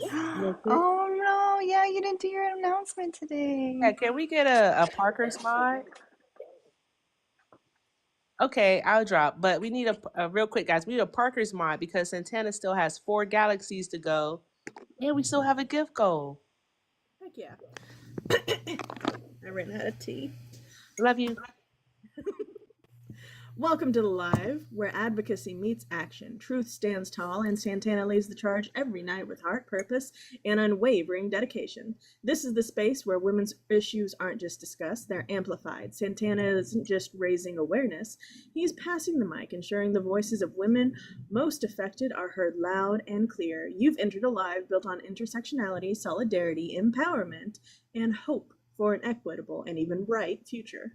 Let's celebrate Santana. He uses his platform to uplift, educate, and advocate, whether he's breaking down complex issues or highlight lived experiences. Santana speaks with authenticity and conviction. This isn't just a conversation, it's a movement. So here's how you can join the fight and support his mission. Like that live. Tap the screen like you're casting a vote for change. Every tap keeps this message in the spotlight. Share the live. Don't let this moment stay here. Spread it far and wide, because real change starts with awareness. Gift Santana and Alina. His tireless advocacy deserves roses, sparkles, and all the appreciation we can give. And Alina is a woman on a mission in advocacy for both us and the small and the furry. Cash App for the cause. Find the links in the bottom right-hand corner of the screen for Santana, and Alina's not in the top left poll anymore. But check the chat, because our mods are the best.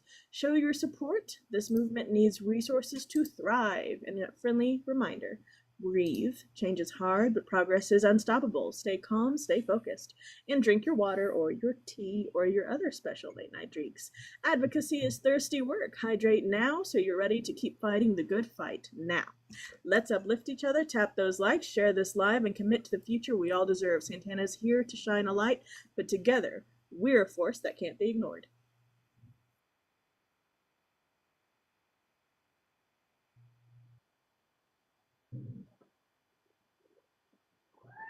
Yeah, boy.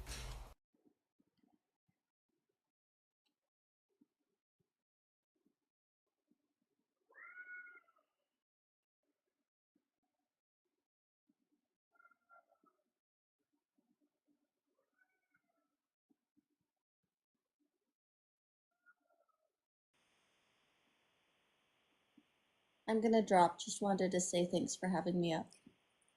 Thank you. I love that there's 329 people just watching Santana struggle with technology. That is exactly what's happening here right now.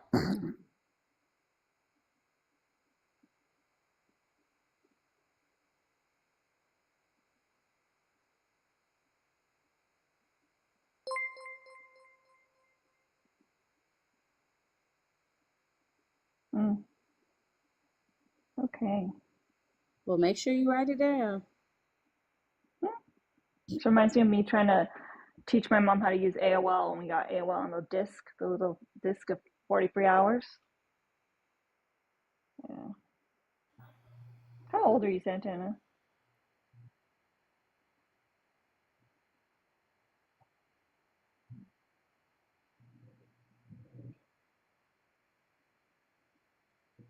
Okay. So specific. Am I the oldest person on this panel? I probably am. Because I'm 40. Oh, not by much. So. Yeah. Prove it.